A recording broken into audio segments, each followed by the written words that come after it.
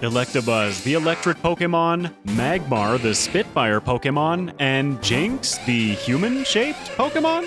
Welcome everyone, I'm Exceptional and I hope you are too. Today we find out which of these three can defeat Pokémon FireRed, including the Round 2 Elite Four, the fastest. As a kid playing Generation 1, there were 3 TMs that I coveted above all others. TM13, Ice Beam, TM24, Thunderbolt, and TM35, Flamethrower. These felt like the strongest moves in the game, so imagine how excited I was when they became renewable at the Game Corner in Generation 3. I think these 3 Pokémon really embody those 3 moves, and I'm curious, which is best? Electabuzz kicks us off. First, let's get a couple of ground rules established. I can only use my starter in battle, and I will not in trainer battles be using items, except for held items. I will also not be using any glitches, exploits, or RNG manipulations. I will be allowing myself a single egg move for each of our runners today. For Electabuzz, the hands-down best choice is going to be Ice Punch. I can use it to obliterate the rival battle in the lab, and it's going to give us a great option against the first gym leader, Brock. I've chosen a modest nature, decreasing attack and increasing special attack because I feel like that's all we're gonna need. I make a beeline through Viridian Forest, only defeating the mandatory bug catcher Sammy. I shoot straight to the gym, also defeating camper Liam within just for a little experience. Let's check out the first gym leader, Brock. The little bit of additional training against Liam puts Thunderbolt at level 8 for this battle. Level 8 gives us the damage we need for super effective Ice Punch to one-shot Geodude. Onix is out next, and I want to make a note about speed. In Generation 3, the AI sees Rock Tomb as more of a speed control than a damaging move. Brock's Onix has 24 speed, so as long as our speed is higher than that, he's going to be prioritizing Rock Tomb. Ironically, Thunderbolt finds himself in a little bit of an advantage simply because he's the only of our 3 competitors today that is not weak to Rock Tomb. Onix can't do much while Ice Punch takes him down in 2 shots. That's an easy first badge. I cruise through Mount Moon, not defeating a single additional trainer. After the fight with Miguel, I'm going to be grabbing the Dome Fossil. D-O-M-E Dome. Just outside the cave, I run right by the Mega Punch and Mega Kick tutors. Like I said, we shouldn't need any physical moves, right? Approaching Cerulean, there's always the question to ask, Rival or Misty? We do have a type advantage against Misty, but her Starmie is actually pretty scary.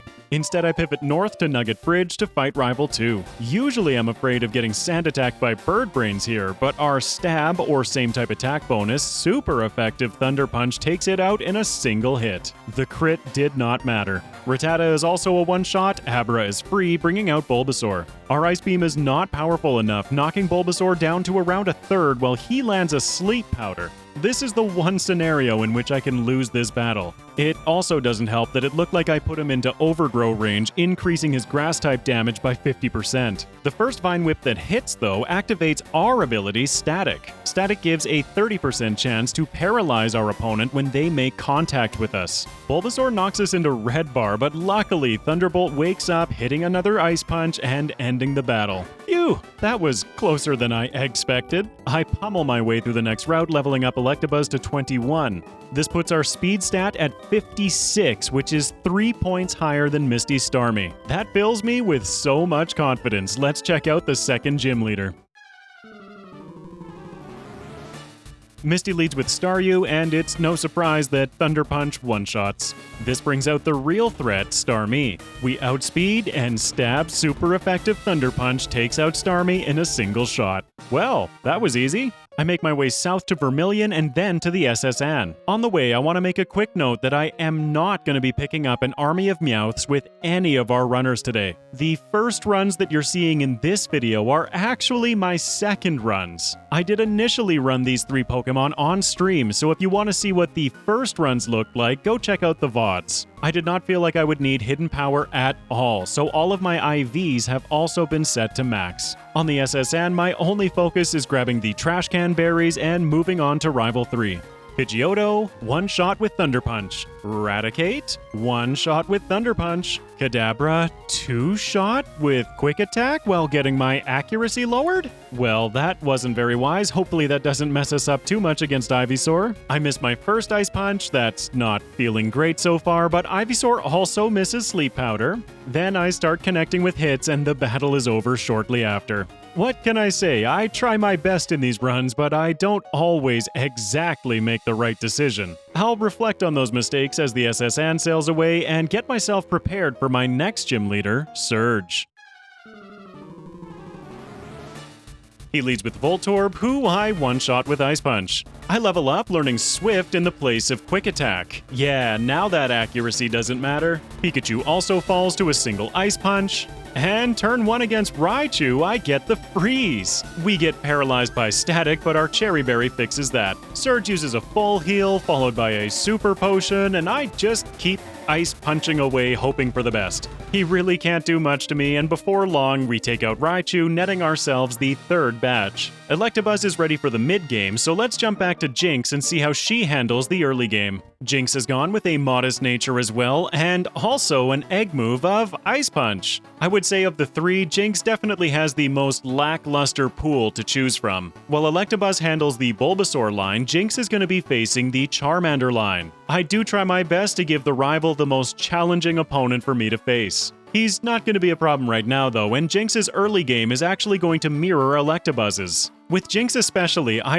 really did not want to outspeed Onix because her defenses are incredibly bad. We knock out Geodude in a single shot, of course, leveling us up to 9, also increasing our speed stat to 24. We're now tied with the Onix, and I don't know how this is about to go. It seems that on a speed tie, Onix will not be prioritizing Rock Tomb, so he goes for Tackle, doing about a quarter, while our stab super effective Ice Punch levels him. Brock was obviously no problem, but in Mount Moon, Jynx is going to be taking a bit of a detour. I'm going to be scooting down the second ladder to get a coverage move for Misty. Where Electabuzz had Thunder Punch, Jynx's best move is actually only going to be resisted Ice Punch. That's why down here I'm grabbing TM46 Thief. That's going to give me a super effective option against the Starmie. On the other side of the cave, Jynx is going to be grabbing the Helix Fossil, because I needed somebody to rep Helix today. On the way into Cerulean, I feel like the choice is obvious this time. I'm going after that rival.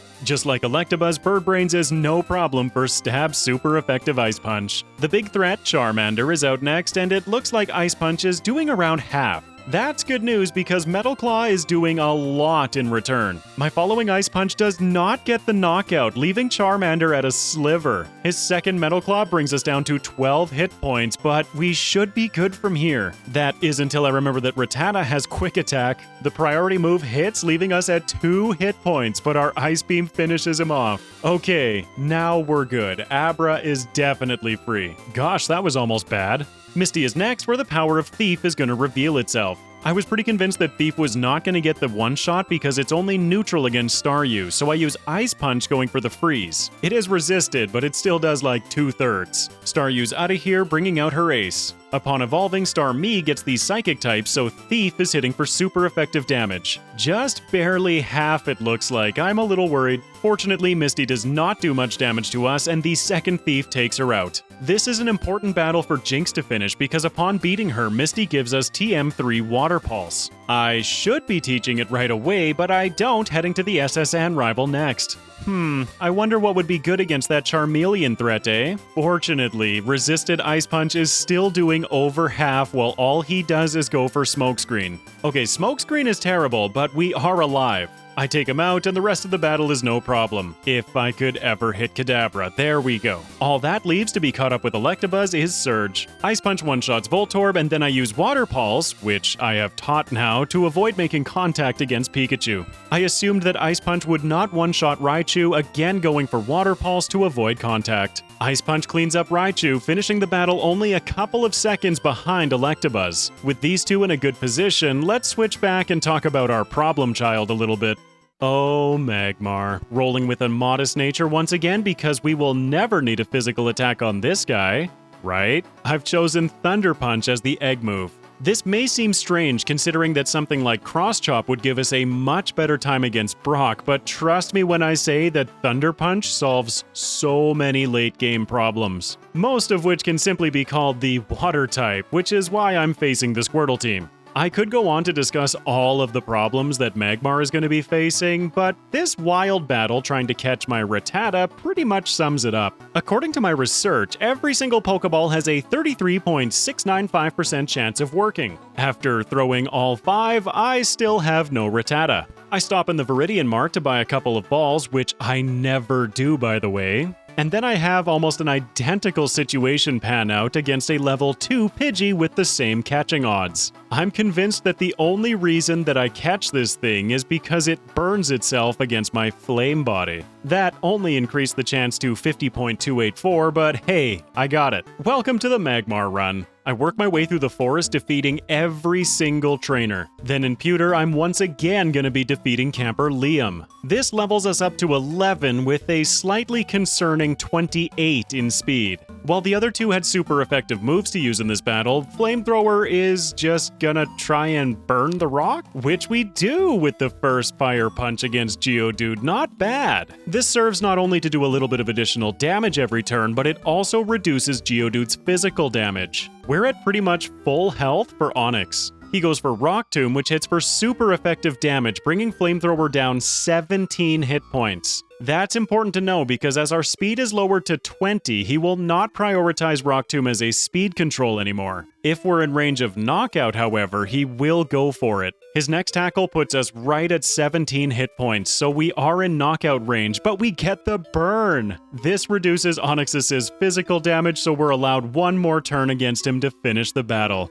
Did that feel really lucky? That's because it was. I'll show you what I came up with in the second playthroughs. Or, I guess, technically third playthroughs. I don't do any additional training in Mount Moon, also grabbing the Dome Fossil. What? I told you with Jynx, somebody had to grab the Helix. Outside of the cave, I am going to be grabbing Mega Punch with Flamethrower. I teach it over Ember, and I'll tell you why that's a mistake in just a minute. With a type disadvantage against Misty, obviously I'm going after the rival first. Thunder Punch has already been paying dividends, also getting the one-shot against Bird Brains. We're not quite powerful enough to get the one-shot against Squirtle, but we leave him in red bar while he goes for a Tail Whip. For right now anyway, Squirtle's got nothing on the other two. The battle is an easy cleanup from there, and let's discuss why deleting Ember was a mistake. Along the next route, I have to be very mindful of my power point usage. Blowing all your PP too early can be a real problem. By the end of the route, I'm completely out of Fire Punches, pretty skinny on Thunder Punches, and I have a few Mega Punches. Trust me when I say, though, that Stab Ember is a better option than Mega Punch along this stretch. Heading towards Misty with 51 speed and a type disadvantage, I decided to defeat Swimmer Lewis in the gym. This levels up Flamethrower to 22 and gives us 53 speed. Well, at least we're tied with the Starmie now. Starry U is no problem at all, getting taken out by a single super effective Thunder Punch, but then the ace hits the field. Starmie wins the speed tie, hitting a stab super effective Water Pulse, bringing Magmar to half health. It's a 50-50 chance to move first on the next turn unless Thunder Punch also paralyzes. Misty heals with a super potion, but this battle is ours. I take her right back to red health and finish the battle. It's nice to see a bunch of really close battles like this for me because as a player it means that I'm really pushing the limits of these three Pokemon. Nothing stands in Magmar's way on the way to the SSN, where I'm also going to be dipping downstairs to pick up TM44 Rest. I have not mentioned it yet, but regular viewers know what's waiting for us in round 2. Flamethrower still doesn't have a great option for rock Pokemon, so I'm also going to be grabbing the Brick Break TM. The only concerning part of Rival 3's team is the Wartortle, which I one-shot with a critical hit. Sweet, that's Magmar ready for Surge. It's another simple battle, simply mashing A over Fire Punch until we win. Pikachu activates my Cherry Berry, Raichu does absolutely nothing, and the battle is ours. With that, all three of our runners are now caught up, heading towards the mid-game. It's definitely the case that Magmar's early game was not quite as smooth as the other two. By no means was it egregious though, and there's good news coming into the mid-game. Grabbing the tea in Celadon condominiums grants me access to Saffron City. On the southern row of houses is Mr. Psychic's house, and you'll never guess what he has for me. TM29 Psychic, which I teach immediately. Goodbye and good riddance, Mega Punch. The next section of the game is chock full of poison types, which actually leads me to my first break for Magmar. After those first couple of gym leaders, I'm pleased to announce that we have a type advantage as I head towards the next gym. Let's talk about Erica. Stab super effective Fire Punch is all we're gonna need in this battle. 1, 2, and 3 clicks of the A button and we find ourselves with 4 badges. Something tells me Flamethrower just made up a little bit of time on the others. My next stop is Pokemon Tower, where I'm going to be facing the rival again. If you're familiar with this game, then you know to go grab the Sylph Scope first, which gives you ample training before coming into this battle. Because I'm overleveled compared to his team, I have a one-shot answer for every single one of his Pokemon. With our moveset now covering pretty much every single typing, Magmar is really feeling like he's coming into his own. With the rival defeated, I head up the tower, saving Mr. Fuji, and then I'm heading back to Saffron. My next target, of course, being Silphco. Our psychic coverage gives us the perfect answer to all of these poison types. We're also approaching level 41, where Flamethrower is gonna learn Flamethrower. Ever since I was a kid playing these games, I have been in love with Flamethrower. The fire has always called to me. I spend a little time grabbing a few select items and doing a touch of additional training. My experience with fire types has me thinking ahead to the Elite Four already. I'd say it's pretty near guaranteed that we're gonna need some amount of training before that first member. While in Silphco, I always challenge Rival 5, no matter how bleak I think my odds are. I feel it gives me a really good sense of just how my Pokemon is stacking up in the game so far, and Magmar feels real strong right now. We can't one-shot his lead Pidgeot with super effective Thunder Punch, but all he does is respond with a wing attack for not a lot of damage, burning himself on my Flame Body. Birdbrains was not the one that I'm worried about though, as he pulls out his now fully evolved ace, Blastoise. The good news is that this Blastoise has a terrible moveset in this battle. His strongest attacking move against me is going to be Water Gun, which is still doing a concerning amount of damage. Even more so when my second Thunder Punch knocks him into Red Bar, which is Torrent range, increasing his water damage by 50%. I did paralyze him, but he hits through, and Magmar hangs on with 10 hit points. Alright, Blastoise is out of here, but we're kinda banged up for the rest of this battle. Growlithe is out, so I switch to Psychic for a little bit more damage, but it isn't enough. He hits with Takedown, taking down Flamethrower. I decided to try again, but this time Birdbrains lands a critical hit, taking Magmar to half health. I guess I earned that one for how often I make fun of this bird. I figured that my odds were low, so I decided to go for a Psychic, hoping for a special defense drop. I don't get that, but I do land a critical hit. Blastoise hits me into Red Bar, but that Citrus Berry is a savior, bringing us back to 43 health. I switch to Thunder Punch, and it takes down the turtle. All right. We're well outside of takedown range this time, so despite the fact that we're back into Red Bar, Growlithe is down. That leaves Execute, who's an easy one-shot with Fire Punch, and the completely unthreatening Alakazam, whose only attacking move is Future Sight. This battle was fairly lucky, but I think I got all the information that I needed for the next playthrough. Next on the chopping block is Giovanni, whose lead Nidorino goes down to a single super effective Psychic, leveling us up to 41. Oh yeah, it's time to learn Flamethrower. It was at this moment that I realized just how scary this battle might be for me. Based on how hard Rhyhorn's Rock Blast is hitting us, he has the potential to kill us. Thankfully, he only rolls 2 hits, but if he'd gotten the full 5, that would have been it. This also puts me in a bit of a precarious position for the rest of the battle, but thankfully, Kangaskhan goes for Rage? Alright, little bit of good luck there as the second Flamethrower takes him out, but there's still Nidoqueen in the back. Super effective Psychic knocks her below half while she responds with a double kick. We're back in Red Bar once again, but we should be good. Looking at how much damage her double kick did, I'm wondering if Body Slam would have knocked us out. It's a good thing for me that Giovanni is such an awful trainer. With Giovanni and the Rockets defeated, while I'm still in Saffron, I do want to try taking on another gym leader. It's time for Sabrina. Sabrina's lead Kadabra gets absolutely roasted by a stab Flamethrower. Ooh, do it again. Mr. Mime is more defensive, surviving in Red Bar, but that's not gonna save her. Yes, the female Mr. Mime, I guess. After she heals, I switch to Thunder Punch to not put her back in heal range, and ooh, back to Flamethrower. Venomoth is out next, and ooh, super effective Flamethrower. Her ace Alakazam brings up the back, who over-levels us by the way, and Flamethrower does about 2/3. She sets up with Calm Mind, increasing her special defense, but that is not gonna save you. One more Flamethrower burns away Alakazam. Whew, is anybody else hot after that one? Let me know in the comments. Actually, don't do that. That's weird. Our journey leads south down Cycling Road next, heading towards Fuchsia City. The only thing of note is that in the Safari Zone, I am going to be grabbing TM11 Sunny Day. I elected not to learn this while leveling up, but it's an incredibly valuable move for fire types. And Psychic is the gift that just keeps on giving. Our next gym leader is the Poison type Specialist, Koga. His lead coughing can be a little bit annoying, using moves like Toxic, Smokescreen, and sometimes even Self-Destruct. Magmar says yeah, nah, and super effective Psychic takes him down in a single hit. His following Muck has a lot more special defense and hangs on with about a quarter health remaining. He goes for Acid Armor, increasing his physical defense, so another Psychic takes him out. The following coughing is another one-shot of course, bringing out his Ace Wheezing. I doubted that Psychic was going to do enough damage to one-shot Wheezing, but it's so nice to be wrong. That's another clean one-shot and a 6th badge for Flamethrower. Magmar has felt so much stronger throughout this mid-game, but I don't want to leave the other two too far behind. Both Jynx and Electabuzz's routes through the mid-game mirror Magmar's identically. Having access to this TM for Psychic is incredible. Jynx is also benefiting from the fact that Psychic is a stab move for her. She does, however, have the drawback that she needs the coin case in order to gain access to her Ice Beam. While Magmar learns Flamethrower and Electabuzz learns Thunderbolt naturally, Jynx only learns Ice Punch as her best ice move.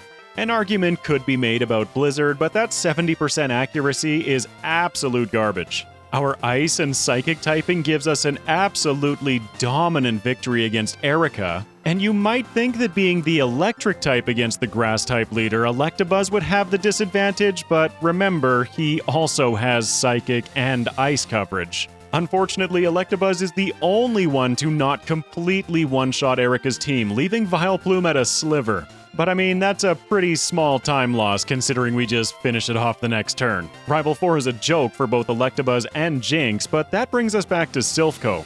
The Rival 5 battle is significantly more difficult. Our electric moves fry the lead Pidgeot and definitely the Gyarados with 4 times super effective damage. Growlithe and Alakazam are of no consequence, bringing out Venusaur. This is the only point in the battle where things got scary for Thunderbolt. As you can see, I've got my trusty Citrus Berry equipped, but Venusaur goes for Sleep Powder. Electabuzz snoozes away for a few turns, while Venusaur knocks us down into Red Bar with Razor Leaf.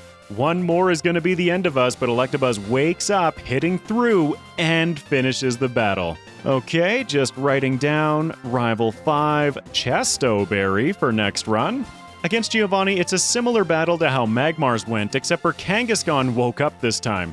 The first Mega Punch hits us for a lot of damage, and if that second one had connected, we would have been out of there. Thankfully, the second did miss, so I'm able to take out Kangaskhan, but then I misclick against Rhyhorn going for Thunder Punch again. His Stomp leaves us at 13 hit points, but hey, at least Thunderbolt isn't weak to Rock Blast. Ice Punch cleans up the battle on the next turn, and we can head to Sabrina. You can see the damage difference between Electabuzz and Magmar because Thunder Punch does not one-shot Kadabra. If we had Thunderbolt, that would have been fine.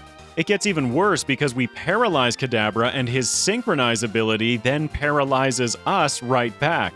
This results in Venomoth outspeeding us, landing a Supersonic for the Parafusion. While we do hit through taking out Venomoth, Alakazam comes out, of course outspeeding, hitting a massive Psychic, leaving us at 2 hit points. Thunderbolt then hits himself in confusion, and that's Electabuzz's first reset of the run. When we don't end up paralyzed, Electabuzz slices through the battle, coming back to Alakazam at full health. 1 Thunder Punch and 2 Thunder Punches. That's more like it. Jynx, though, is about to have a bad time against Rival 5. The Psychic Ice typing is incredibly potent, but there's something waiting for us in the back of Rival 5's team. His now fully evolved Charizard hits the field, and that's a scary sight for Jynx. Water Pulse is dealing half damage to him, but he responds with a scary face. You might think, Scary Face isn't that bad, we're gonna take him out on the next turn, but he now outspeeds us, hitting a stab, super effective flamethrower, taking Jynx from full to 13 hit points. Ow. With our speed now lowered by 2 stages, I was so worried that that was the end of this battle. If you've seen my Execute video, you know just how slow this thing is though, and we still outspeed knocking it out. The last Pokemon is Alakazam, who we know can't do much, so this battle is mine.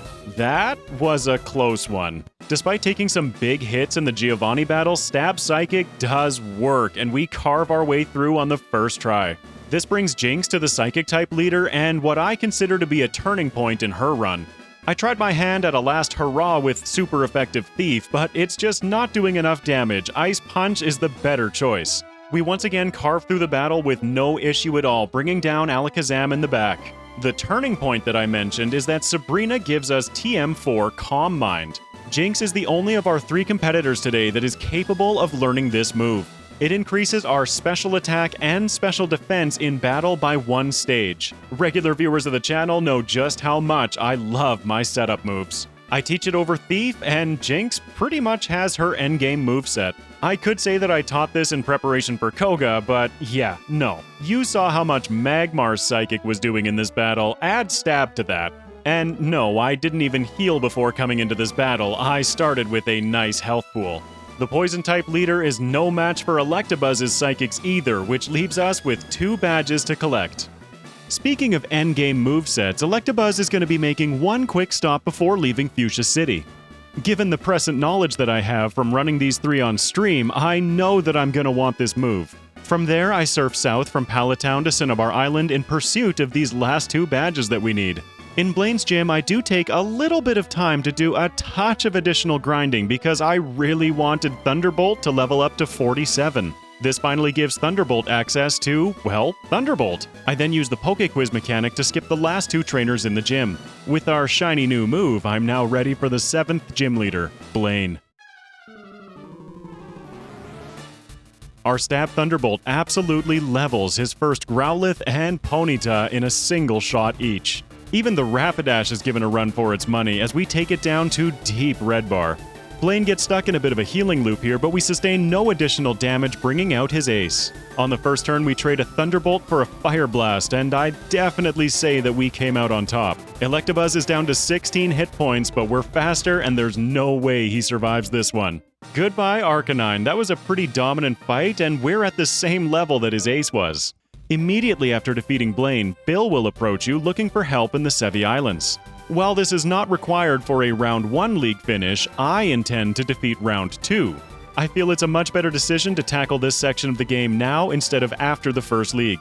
I take care of the biker problem on 3 Island, help Lestelle get back to her dad, I'm guessing? All the while collecting that little bit of extra experience in preparation for the endgame. It's then back to Viridian City so that we can take on the final gym leader. I defeat only the 2 mandatory trainers, making a beeline to the final gym leader, the ground-type leader, Giovanni. You might think as an electric-type Pokemon that we're in a bit of a bad spot here. The reality, however, is that we have incredible coverage and simply one-shot Giovanni's entire team. That results in a super easy 8th badge completing the gym challenge. That leaves one final opponent for Thunderbolt to face before taking on the Pokemon League. Rival 6, but once again, given Electabuzz's coverage, we should be good here. Stab super effective Thunderbolt takes care of Bird Brains, no issues there. Then for a little bit of safety against Rhyhorn, I decided to set up a substitute. I was expecting a Scary Face, but he goes for Takedown, which does not break the decoy. Substitute sacrifices 1/4 of your max HP to put up a decoy on the field with hit points equivalent to what was sacrificed. The decoy then absorbs damage and, more importantly in solo runs, status conditions from your opponent. It's a little irrelevant for our special attacking Electabuzz, but a great example is blocking Intimidate from both the Gyarados and Growlithe. These effects land on our decoy instead of Electabuzz, preserving our attack stat. There are exceptions to this though. Abilities such as Electabuzz's Static do penetrate the decoy because it's not the decoy attacking the opponent, it's your Pokemon. We see another example of this as our Thunderbolt paralyzes Rival 6's Alakazam and his Synchronize ability bounces that paralysis right back onto us. It's not going to be a problem in this battle though, as we take out Alakazam and then we freeze Venusaur. Rival 6 is out of here, and given Electabuzz's type matchup against the first member of the Elite Four, I elect to do no additional training. Electabuzz enters the league doors at 47 minutes and 16 seconds. While Electabuzz has excellent typing against that first member of the Elite Four, Magmar does not. Because of that, Magmar is definitely going to be doing some additional training in Blaine's gym. I defeat all of the trainers within, also leveling up to 47 in preparation for Blaine. While Electabuzz's Thunderbolts were easily able to one-shot these things, Magmar's Psychic is not. In a funny turn of events though, Growlithe's takedown in the first turn does enough recoil back to him that he takes himself down. Magmar is definitely taking a lot more abuse throughout this battle because he's not able to one-shot. Even more unfortunate is after switching to Thunder Punch hoping for paralysis, I don't even two-shot the Rapidash. I end up taking down Rapidash, but we're paralyzed and at around a third health for the final Arcanine. Psychic seems to do about half to him, but there's no shot here. That's Magmar's second reset. In the next attempt, I have much better luck in the earlier part of the battle, getting back to the Ace Arcanine, not paralyzed with about 3/4 health. I go for Psychic, hoping for the special defense drop, no dice this time. And in a Hail Mary shot, I switch to Thunder Punch, also getting the paralysis, and Arcanine is paralyzed this turn. Blaine uses a full heal and I take him out for a very narrow victory. A very narrow, lucky victory, I might add. I'm gonna have to come up with something better in the next playthrough. I help out Bill and Celio, and then in Giovanni's gym, Magmar is once again gonna be doing a full clear. The worst part is, given my experience with fire types, I still didn't know if this was enough. Fortunately, our Psychic coverage does give us an easy 8th badge, but I am so worried about that league. Flamethrower is just not able to get the one-shots that Electabuzz was able to. Even against Rival 6's Pidgeot, he's not getting the one-shot, opening us up to all kinds of risk. The good news is that our Thunder Punch at this point is still able to two-shot the Ace Blastoise. That means that Rival 6 can't do much against us, but trust me when I say it does not get easier from here. In Victory Road, Magmar is going to continue training even more. I defeat almost every single trainer in Victory Road, leveling up Flamethrower to 60. This puts Magmar entering the league at 54 minutes and 43 seconds. That's about 7.5 minutes behind Electabuzz, but there's still plenty of game to play. With those two prepped for the league, let's jump back to Jynx. Ice Beam is approaching Cinnabar Island with the worst odds against the Fire-type leader of the three. She is, after all, the only one with a weakness to the Fire type, and Blaine's entire team knows Fire Blast. But remember that turning point that I mentioned? Jynx has access to Calm Mind. I felt so confident that I skipped all of the trainers in Blaine's gym, heading straight to the man himself. Turn 1 against his Growlithe, I set up Calm Mind, increasing our special attack and special defense by 1 stage. Growlithe, of course, goes for a stab super effective Fire Blast, but because of our setup, it's not terrible. I'll also note that Jynx is the lowest level of our 3 competitors in this battle. Stab Psychic one-shots all the way through till his Ace Arcanine. We do not get the one-shot, leaving him in red bar, but his Fire Blast misses. Predicting the heal from Blaine, I go for one more turn of Calm Mind. Well, he uses his Hyper Potion. He's got no shot this time. +2 Stab Psychic brings down Arcanine. Even if we'd lost there, I feel like we had this one in the bag. Against Growlithe, I definitely could have snuck in one additional turn of setup.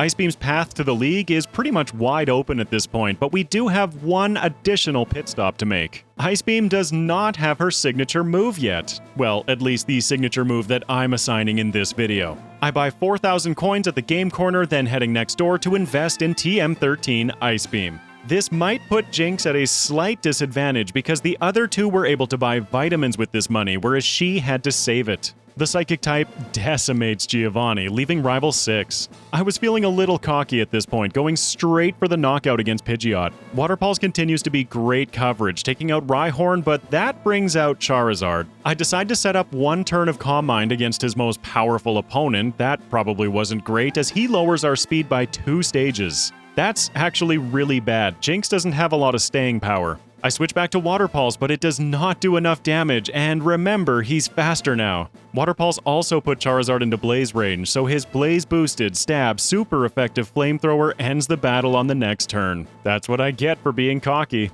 In the next battle, I take my turn of setup against Pidgeot instead, taking a little bit of damage from Wing Attack. Despite Water Pulse being super effective, Stab Psychic actually has more effective power, but even at +1, it still isn't enough to bring down his ace. That's Jynx's second reset. I go even harder with the setup against Pidgeot, going to +2 this time. I end up taking a Feather Dance, reducing our attack by 2 stages, but who cares? At +2, we have all the damage that we need to get through his team this time. Jynx does no additional training, going straight to the league doors. She enters at 45 minutes, putting her 2 minutes and 15 seconds ahead of Electabuzz. With that, we're ready to take on the leagues. Lorelei is the tip of the spear.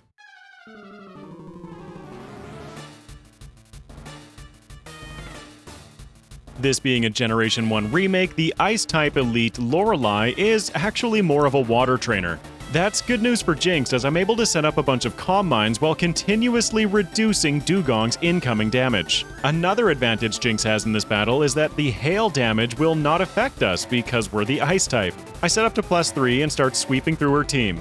Dugong, Lapras, and Cloyster all fall in quick succession. It then occurred to me that I didn't have a great answer for Slowbro. She resists all of our moves, so I decided to go for Psychic, hoping for a special defense drop? We don't get it, but we did a lot of damage, so I'm hoping that despite Slowbro's amnesia, we're fine here. One more Psychic does the trick, so now we're facing the Jynx mirror match. I switch to neutral Water Pulse while she puts us to sleep. That might be slightly concerning if it weren't for our +3 special defense. Her Jynx is able to do close to no damage to us. I eventually wake up and end the battle. That was pretty easy, and I'm predicting that the next member will be as well. Bruno leads with Onix, and our 4-time super effective Water Pulse gets rid of the Rock Snake with ease. Hitmonchan is out next, and I actually misclick going for a second Water Pulse. It does not do a lot of damage, but it does confuse Hitmonchan, and he even manages to hit himself because of it. Sweet, I really got away with that one, switching to Stab super effective Psychic on the next turn. Hitmonchan falls, then another Water Pulse for his second Onix, bringing out his Ace Machamp. He's definitely the most threatening member of Bruno's team for Jynx here, but Stab super effective Psychic makes him go away. Okay, this one's in the bag, one final Psychic for Hitmonlee, and we're moving on. The Ghost-type Agatha is next, and while she has a perceived advantage against us, I have to remind you that this is a Generation 1 remake. While 3 of her team members are the Ghost-type, all 5 of them are the Poison-type, which is weak to Psychic. Turn 1, I one-shot her lead Gengar with Stab super effective Psychic. Then, just to mix it up against Golbat, I go for Stab super effective Ice Beam. It's back to Psychic for Arbok, but then when her ace Gengar hits the field, I have a small problem. This Gengar outspeeds us, putting us to sleep. Then she inflicts a Nightmare on us, and the Nightmare continues on the next turn when she goes for Stab super effective Shadow Ball. Jynx snoozes away, succumbing to the knockout. The keen-eyed among you may have noticed that Jynx's held item has been the Black Glasses for a very long time. Even though since Sabrina we haven't had a Dark-type move. I swap them out for a Chesto Berry and go right back into the battle. Back at our ace Gengar, we have an identical situation play out, but this time the Chesto Berry wakes us up, Psychic hits through, and bye-bye Agatha. Oh right, I guess there's a Haunter too, but yeah, no problems there. The Dragon Master is next. I figured that I had some leeway against the lead Gyarados, going for a Calm Mind while he responds with a Dragon Rage. That's the most he can do to me, right? Wrong. Hyper Beam destroys Jynx on the next turn after missing the one-shot with +1 Ice Beam. Alright, so what if I take 2 turns of setup against the Gyarados? Well, Dodoy, the exact same thing. He goes for Dragon Rage and then Hyper Beam, and that's another reset. Alright, I know I can get 1 turn safely against him, but this time he switches it up, going for Bite. Not only does that deal less damage to us than the Dragon Rage of the previous battles, but on the next turn I also land a critical hit with Psychic. So be it, but there's a problem against his Aerodactyl. This Aerodactyl has 173 speed compared to our 148, so he outspeeds, going for Stab super effective Ancient Power. Jynx's lacking defenses are really showing here as he takes us out. Alright, I've got some rare candies in my bag, so I use 3 of them to go to level 58 over the next damage rounding threshold. I get +1 against Gyarados, going for Psychic, still missing the one-shot, and his Dragon Rage Hyper Beam combo is still more than I can handle. Okay, here, have another 2 rare candies, now level 60. Pretty much the exact same thing plays out, but this time on the second term, Gyarados goes for Dragon Rage. That means we're out of Hyper Beam range, so as Lance heals, I actually decided to reset again. In the next battle, I grab 2 turns of setup, and oh my goodness, maybe we're just barely out of Hyper Beam range because he takes us to 5 hit points. And hey, Egghead, did you notice that you're still outsped by Aerodactyl? Alright, I use even more rare candies to level 63 over another damage rounding threshold, with 172 speed, 1 shy of Aerodactyl. In for a penny, in for a pound, I guess, so I use 1 more rare candy, bringing us to level 64 with 174 speed. At this level, with a single use of Calm Mind, Psychic is now able to knock out Gyarados in a single shot. I now outspeed Aerodactyl, getting the one-shot with Stab Super Effective Ice Beam. Feels good. And with nothing but actual Dragon types left on his team, Ice Beam sweeps the rest. Jynx definitely fumbled in this one, losing a fair amount of time, and there's still a champion ahead of us. Let's see what he has in store.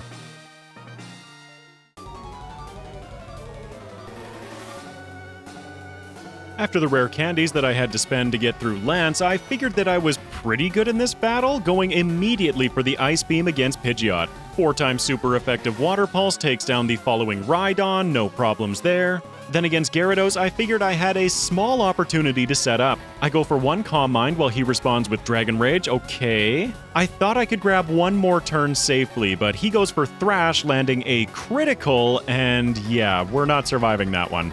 I do the exact same thing against Gyarados in the next battle, but this time after 1 Calm Mind, I go on the offense. Psychic does not get the one-shot as his Thrash continues to pummel us into red health. Gyarados goes down, but that brings out the big threat Charizard. Psychic once again falls short, and he doesn't even need a fire move. He goes for Slash, and that's the battle. In the next battle, I take 2 turns of setup against Pidgeot instead. This results in us taking a Sand Attack though, and that's why I avoid setting up against Pidgeot. It's time to cross our fingers and just hope this works. Pidgeot falls, and then I miss against Rhydon. Oof, our poor defense stat. Rhydon's Rock Tomb takes us out from green health. Granted, that was a critical, but it never feels good to lose to Rock Tomb. I continue wiping, shifting my strategy back to trying to set up against the Gyarados. I eventually find myself in a situation where I'm able to grab 2 Calm Minds with reasonable health. There's no doubt in my mind that Charizard can knock us out from this range, but is +2 Psychic enough? It is. His ace falls, and that should be the battle. +2 Ice Beam cleans up Alakazam, and then definitely Exeggutor in the back. Jynx has defeated the Round 1 champion. Jynx clocks in with a Round 1 time of 54 minutes and 12 seconds at level 66 with 14 resets. This took 3 hours and 7 minutes of game time.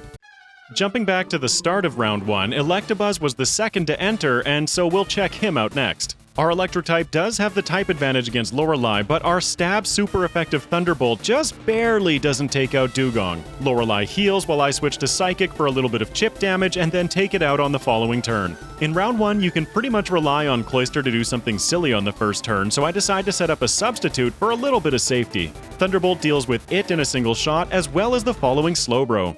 Given that Dugong survived our Thunderbolt, it's no surprise that Lapras does as well, breaking our decoy. That's exactly what I wanted it there for, though, taking out Lapras on the next turn so we have green health for her last Pokemon. Jynx is a little bit of a troll, and I was expecting her to go for a Lovely Kiss, trying to set up a new decoy. She breaks it immediately, so I have no choice but to go on the offense. We might be in trouble on this one, but then Thunderbolt gets the critical, taking her out in a single shot. No problems there, but Bruno's actually a little concerning. Both of his Onyxuses have Stab Earthquake, so I have to make sure to get rid of them immediately. While Electabuzz does have a little bit more bulk than Jynx, I doubt that we're going to be getting the same one-shots that she did. I take out the Rock Snakes with Ice Punch, but then to nobody's surprise, Psychic does not one-shot Hitmonchan. He responds with a Rock Tomb, lowering our speed. We're still faster than Hitmonchan and Machamp, but Hitmonlee now outspeeds us. Because Mega Kick has such trash accuracy though, he does miss. Not once, but twice. We defeat Hitmonlee for free. Machamp is last with Psychic doing over half, while his Cross Chop rocks Electabuzz. If Hitmonlee had landed one of those Mega Kicks, that probably would have been it. Fortune favors us though, moving on to the third member. While Jynx was outsped by her ace Gengar, Electabuzz has the advantage of having a lot more speed. The problem arises when our Psychic is not able to one-shot her lead Gengar. This doesn't end up being a problem though. I take out the lead Gengar, followed by Golbat with Stab Super Effective Thunderbolt, of course. Arbok then falls to a critical Psychic, bringing out the ace, who misses Hypnosis, getting taken out in 2 turns. The non-threatening Haunter is last, but this is the point where the Horseshoe falls out of Electabuzz's butt. I'm out of Psychics, so I have to go for Thunderbolt, which does not get the one-shot. We then get put to sleep, cursed, and it's a slow but painful defeat after that. Alright, Haunter, credit where credit is due, you got me. Not in the next battle, though. After equipping a Chesto Berry for the Ace Gengar, I have 1 Psychic remaining for Haunter. With just a touch of planning, we really didn't need all that luck to get through the battle. This brings us to Lance and presents a great opportunity to catch up a little bit with Jynx. No surprise here, Stab 4 times Super Effective Thunderbolt annihilates Gyarados, but then Ice Punch is not quite enough to take out Dragonair. Oh, but we did get the freeze. I was wondering why Electabuzz was walking funny again. I take the opportunity while Lance heals to set up a substitute for safety. I take out the first Dragonair with our decoy guarding against a Thunder Wave from the second. He's out of here, bringing out the Ace Dragonite, and to my surprise, 4 times Super Effective Ice Punch does even less damage to him. I mean, he's still well within range of a 2-shot, going for Outrage, which only breaks my decoy.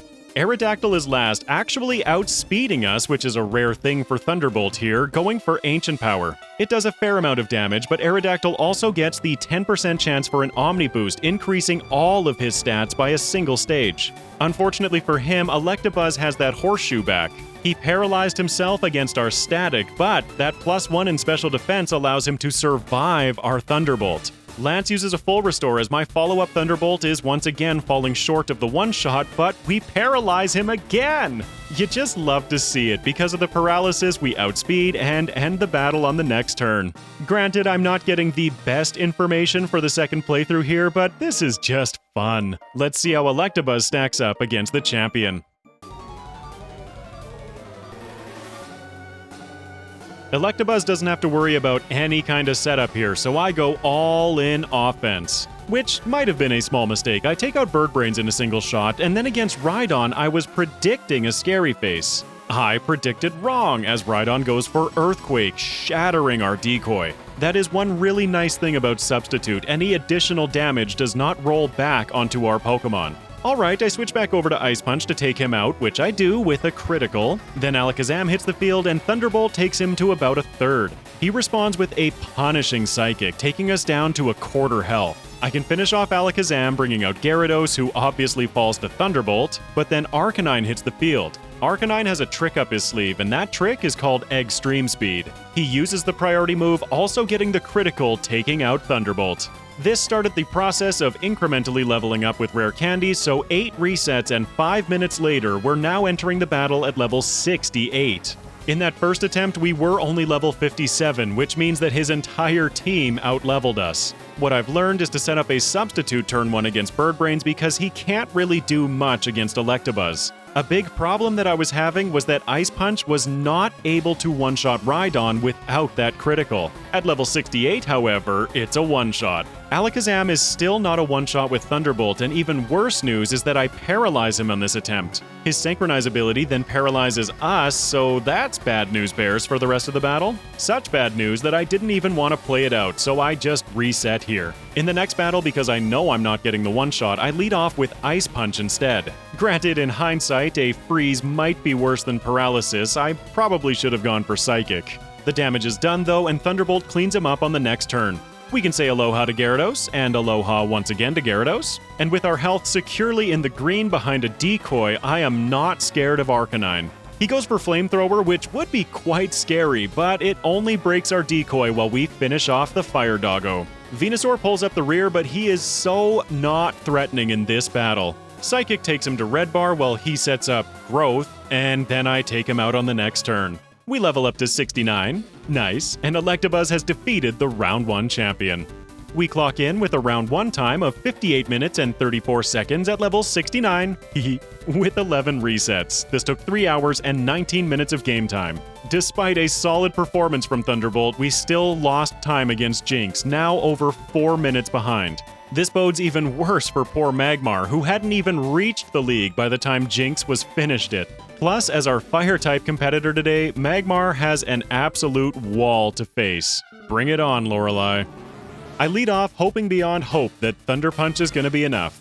It falls well short of the one-shot, while Dugong's Surf does around half. That's not an auspicious first turn. I take out Dugong, followed by Cloyster, because Cloyster has, no special defense, but then against Lapras, it's over. We might be able to two-shot her, if not for the Citrus Berry. Oh, and the fact that her stab super effective Surf is way more than we can handle.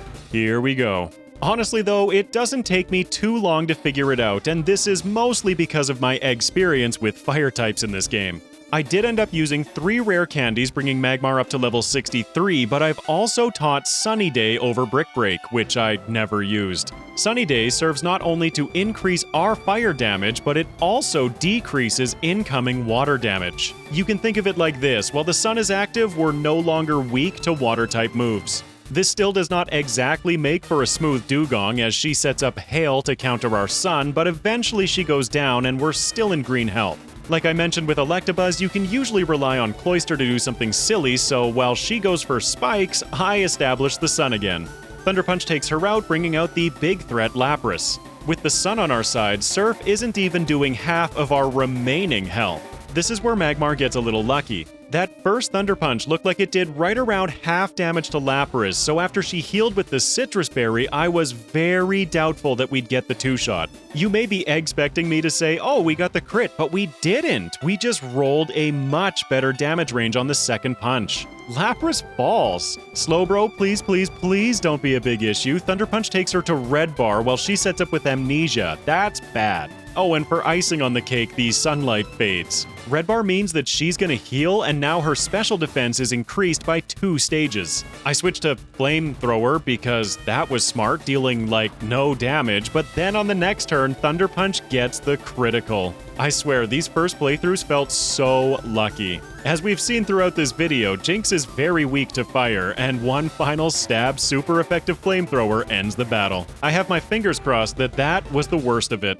Fortunately, with my preparations for the league, Lorelei was not that terrible. This also puts us at a much higher level for the remainder of the league compared to the other 2. I then realized that I didn't have a great option against Bruno's lead Onix, so here's hoping Psychic does it, and it pulls through for me. Next is Hitmonchan, and I feel like this is going to determine our success in this battle. I go for Psychic, and we get the one-shot. Oh yeah. Machop is out next. Psychic is not able to one-shot, but he just goes for Scary Face. This could have been bad, but even at -2 speed, we're still moving before Machop, taking him out on the next turn. Onix 2 now outspeeds us, hitting a stab super effective Earthquake. Okay, that hurts. But we find ourselves very quickly with only a Hitmonlee remaining. He outspeeds us, going for Brick Break. Okay, we don't have a lot of time left in this battle, but then Psychic does not get the one-shot. At this level, it seems that Psychic is not a guaranteed one-shot against the Hitmons. It must be a favorable range though, because after Bruno heals, I do manage to get the one-shot on the next turn. It's a little dicey, but we're moving forward. I continue the Psychic Assault against Agatha, taking out her lead Gengar in a single shot. That's what I was hoping to see, and I continue that one-shot spree through her entire party.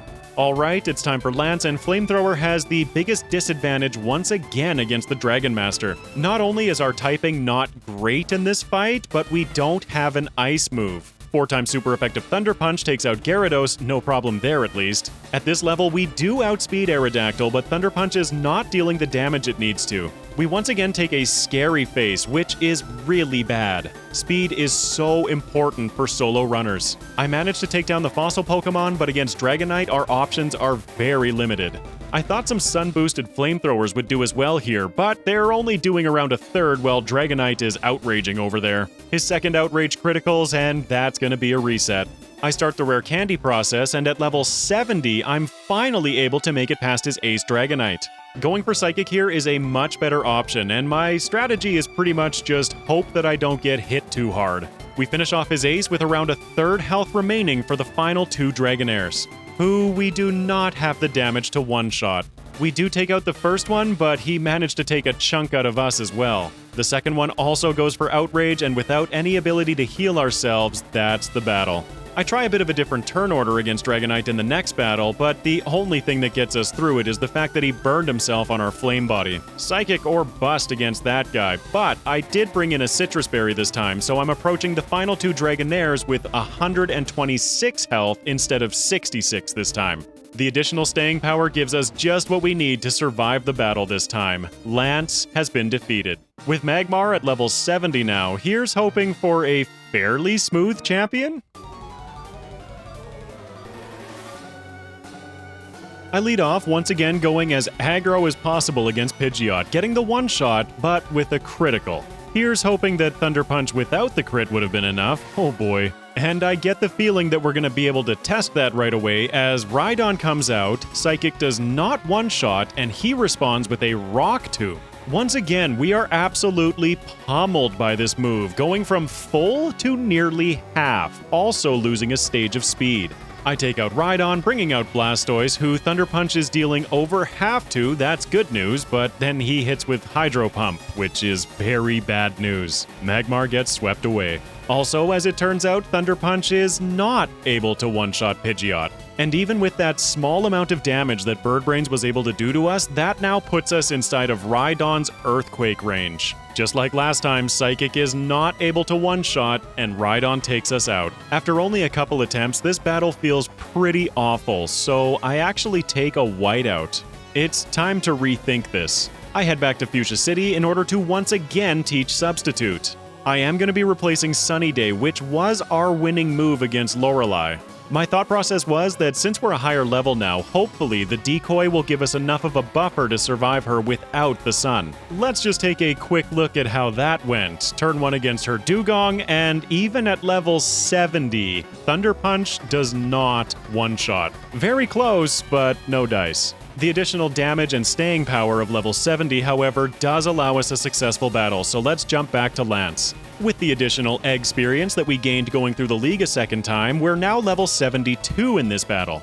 Gyarados obviously remains unchanged, thank goodness for Thunder Punch. Then against Aerodactyl, I try setting up a decoy predicting Scary Face, which I was wrong about. He goes for Ancient Power, and I'm just resetting this right now. What I meant to say is that against Aerodactyl, I go for Thunder Punch, which is able to one-shot. This levels Flamethrower up to level 73 over the next damage rounding threshold, so we have much better Psychic ranges against Dragonite. So much so that I'm even now able to throw in a cheeky Thunder Punch, hoping for that paralysis. No luck, but he does fall, and despite not having Psychic PP, Flamethrower is more than enough for the Dragonairs. At least this battle feels decent now. Now against the champion, I am going to be setting up a turn 1 decoy against Pidgeot. Sand attack fails, I stick my tongue out, bleh, and we move on to Rhydon. Rhydon, who I'm still very far from one-shotting, but fortunately our decoy takes his shot. This brings us back to Blastoise, but this time I'm at 3/4 health with my speed intact. The Thunder Punch does more than enough to get a 2-shot, also getting the paralysis, and Blastoise is also fully paralyzed this turn. And you know what? I'll take it. Blastoise falls, bringing out Alakazam. It's time for Magmar to feel powerful again. Stab Flamethrower one-shots the Psy Pokemon, followed by Executor, who's weak to it. That leaves Arcanine in the back, and wow, I know that was a critical, but his extreme speed is doing a concerning amount of damage. Luckily though, it seems that Psychic is just barely doing enough for the 2-shot, and we bring him down. Magmar has finally brought down the champion. Our poor Fire-type clocks in with the only round 1 time above an hour. 1 hour, 10 minutes, and 29 seconds at level 74 with 15 resets. This took 3 hours and 57 minutes of game time. Alright, well that handles the round 1 leagues, and let's let Magmar carry us into the second. The only thing that I'm going to mention between the leagues is that there is a staple item that I always grab. Maybe, just maybe, it'll help Magmar throughout the second leagues. Because the National Dex is required in order to unlock Round 2, it's assumed that you have 60 species caught by this point. In my runs, I never actually catch 60 Pokemon, I only add them with software. This is because I'm only interested in the abilities of the Pokemon I'm running and not my ability to catch 60 species. This is also why I don't do this for round 1, because if a Pokemon needs the upcoming item for round 1, it should probably invest the time in catching. I do try to keep my runs as close to a vanilla experience as possible. What I'm here for is the item finder, which allows me to pick up the leftovers from under Snorlax. The leftovers is probably one of the most useful items for solo Pokemon, so I'm definitely going to be rocking that for the rest of the run. There's nothing of interest left for me to discuss between the leagues, so let's follow Magmar into round 2.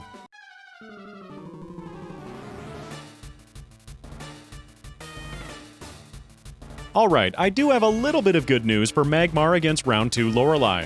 In round 2, everybody's teams have been leveled up by around 12 levels, but there have also been some team changes. At level 77 against her level 64 Dugong, we do not do anywhere near enough damage to even hope to get a one-shot without a critical. Dugong's Surf deals half back in return, and this is feeling oddly familiar. Lorelei then pulls the big brain play as I continue going for Thunder Punch, switching out Dugong and bringing in Piloswine for no damage. Piloswine replaces Slowbro, which is actually great news for Flamethrower because our Flamethrower is able to take it out in a single shot. Wow, fire moves being effective against the Ice-type trainer, who would have thunk? I clean up Dugong, followed by Cloyster, all the while our leftovers is slowly healing us. By the time her ace Lapras hits the field, we're almost back to full health. Gosh, I love the leftovers. Thanks to all of that healing, despite Thunder Punch once again falling well short of a one-shot, her Surf does not do enough to knock us out. It actually doesn't even bring us to Red Bar, so Thunder Punch takes out Lapras, bringing out her final Jynx. We know how this one goes, and Flamethrower ends the battle. I have good news too. Magmar also finds himself with a slight advantage against Bruno. That advantage being that Bruno's Onyxes have now been upgraded to Steelixes. Once again, the fire typing shines brightly against these team changes. Stab super effective Flamethrower, one-shot Steelix 1. Alright, it's time for the Hitmons. How does Psychic do? No! We leave Hitmonchan at a sliver while he responds with a Rock Slide. Yeah, the movesets have been upgraded too in this league. I predict Bruno's heal, setting up a decoy for hopefully a little bit of safety. I go for Psychic again, hoping that was a range, and I get a critical, so 0 information. Alright, maybe Hitmonlee will let me know if that's a range or not. Or maybe not, as we roll what seems to be the exact same amount of damage, bringing him down to a sliver. His super effective Earthquake shatters the decoys, so there goes my safety net. Bruno heals while I switch to Flamethrower, hoping for burns, you never know, leading us to his Ace Machamp. Not being able to one-shot the Hitmons definitely means we can't one-shot Machamp, and we are fully exposed to his super effective Earthquake. Magmar finds himself in Red Bar once again, but I am able to take out Machamp. That was another close battle, but once again I find myself so thankful for those leftovers.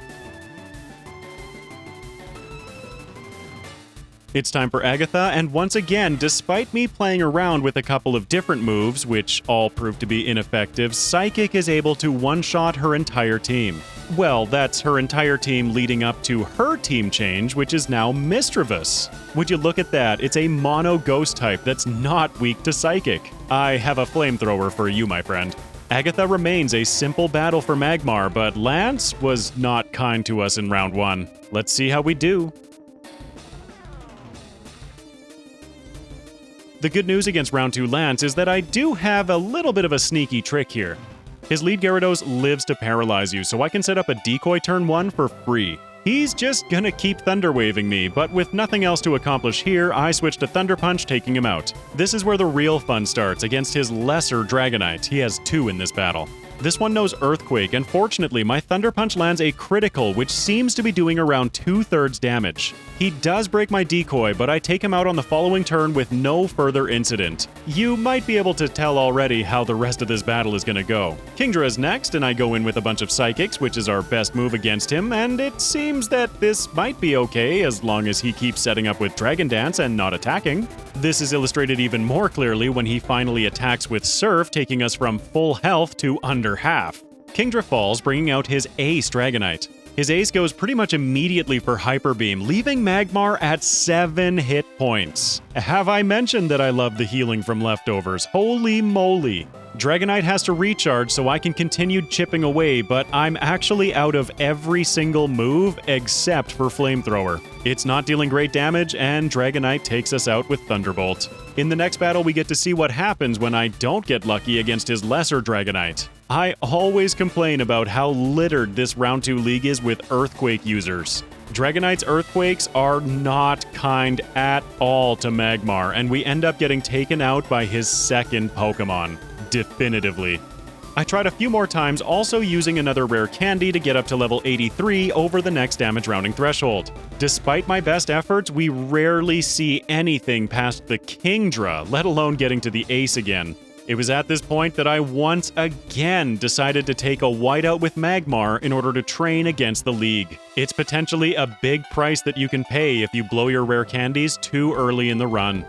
The second pass through the League levels us up to 85 for the next Lance attempt. It seems that now against his lesser Dragonite, I am able to get a 2-shot. That is if I don't crit and get the 1-shot. Heck yeah! Thunder Punch obviously takes care of Aerodactyl. I know I didn't mention him much, but Thunder Punch, you know.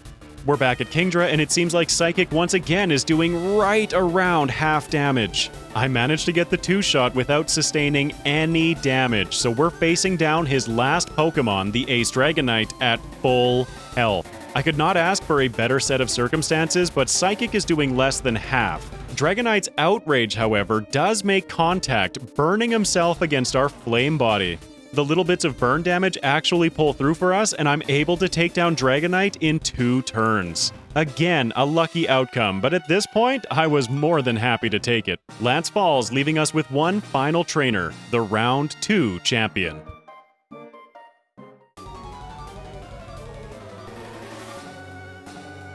In the interest of getting a modicum of safety in this battle, I was hoping that his lead Heracross was going to go for Rock Tomb. I tried setting up a decoy, but instead he goes for Earthquake, which just wasted a quarter of my health, and yeah, reset.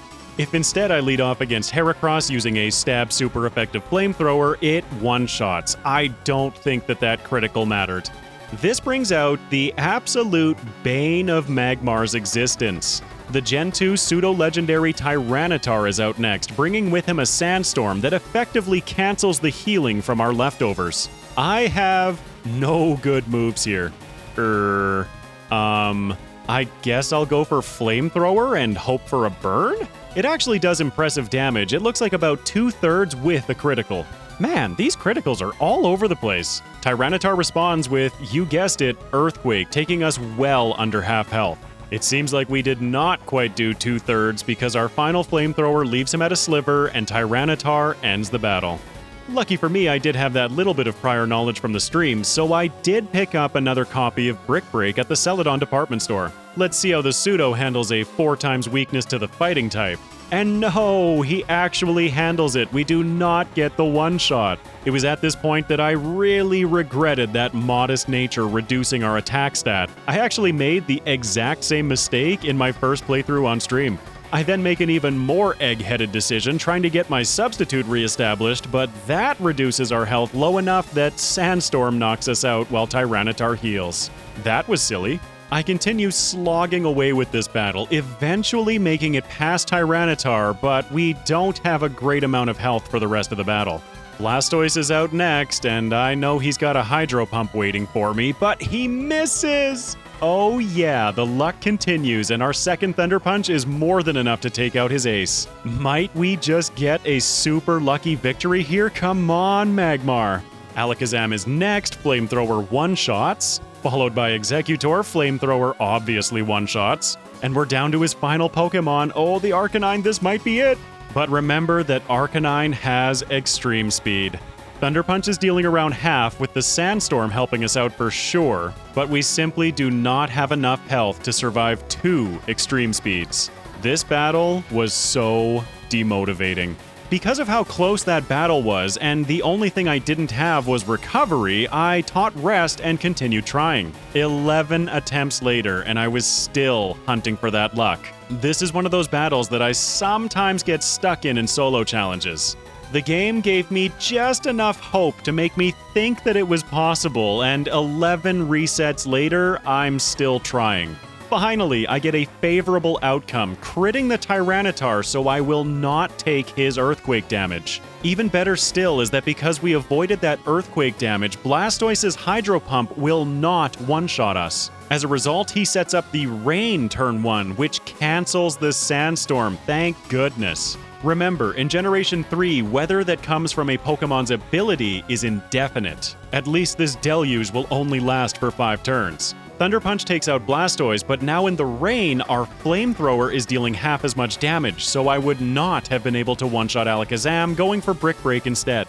Yes, Brick Break. I was far too worried about the potential paralysis that would come back to me from Alakazam's Synchronize ability using Thunder Punch. He unloads a couple of heavy Psychics against me, but I do take out Alakazam, bringing out Exeggutor, right as the rain fades, so our Flamethrower is now fully powered up again. I take him out, bringing Arcanine back into play, this time with Rest and no Sandstorm. He starts going for Extreme Speeds again, and I decided that I needed to rest here. Extreme Speed, after all, only has 5 power points, so I should be able to stall this out. What follows is a bit of a battle of attrition as I continue using Rest, the champion continues using Full Heals, but eventually, finally, Magmar finds a successful battle.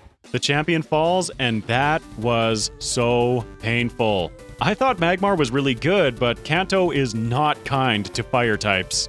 Flamethrower clocks in with a round 2 time of 1 hour, 42 minutes, and 29 seconds at level 86 with 35 resets. This took 5 hours and 10 minutes of game time and a small piece of my soul. Jumping back to the start of round 2, let's see how Electabuzz, our middleman, does. Against Lorelei, there can be no question that Stab's super effective Thunderbolt is the ticket. Oh, except for the fact that we don't have a great answer for Piloswine. Just like Magmar, Thunderbolt is at a very high risk from all of the incoming Earthquakes, and Piloswines also get Stab. We hang on with a quarter health, so here's hoping that that's the only hit we take this battle. A follow-up Psychic brings down Piloswine, with another Thunderbolt for Cloyster, bringing out Jynx. Jynx, who I probably will not one-shot. I do not, but she does miss with Lovely Kiss, so we get this one for free as well. Lapras's last Thunderbolt is not enough? Wow. We leave Lapras at some fraction of a sliver of health, and her Ice Beam actually manages to freeze us. It must have been a deep freeze because Electabuzz continues impersonating an ice cube as Lorelei ends the battle. In an attempt to avoid Piloswine's Earthquake, I decided to try setting up a decoy against Dugong. Dugong is notorious for spamming Double Team in round 2, and I was hoping I could use that to my advantage. I try setting up my decoy, but she keeps breaking them with Surf and then continues setting up double teams as Thunderbolt misses and misses and misses. This ends up going so badly that by the time I make it to Piloswine, we are well within Earthquake range, and there's another reset. In the next battle, I do not get destroyed by Double Team, and the strategy ends up working out for me. After taking out Piloswine, I decided to try my luck setting up another decoy against Cloyster. This was in the hopes of avoiding Jynx's Lovely Kiss. It all ends up working out perfectly this time, taking out Jynx for free pretty much, and bringing out Lapras once again. This time we roll a better damage range with Thunderbolt and take Lapras out in a single shot. Coulda led with that. Lorelei gave me more trouble than I was expecting, and Bruno is far more threatening this time.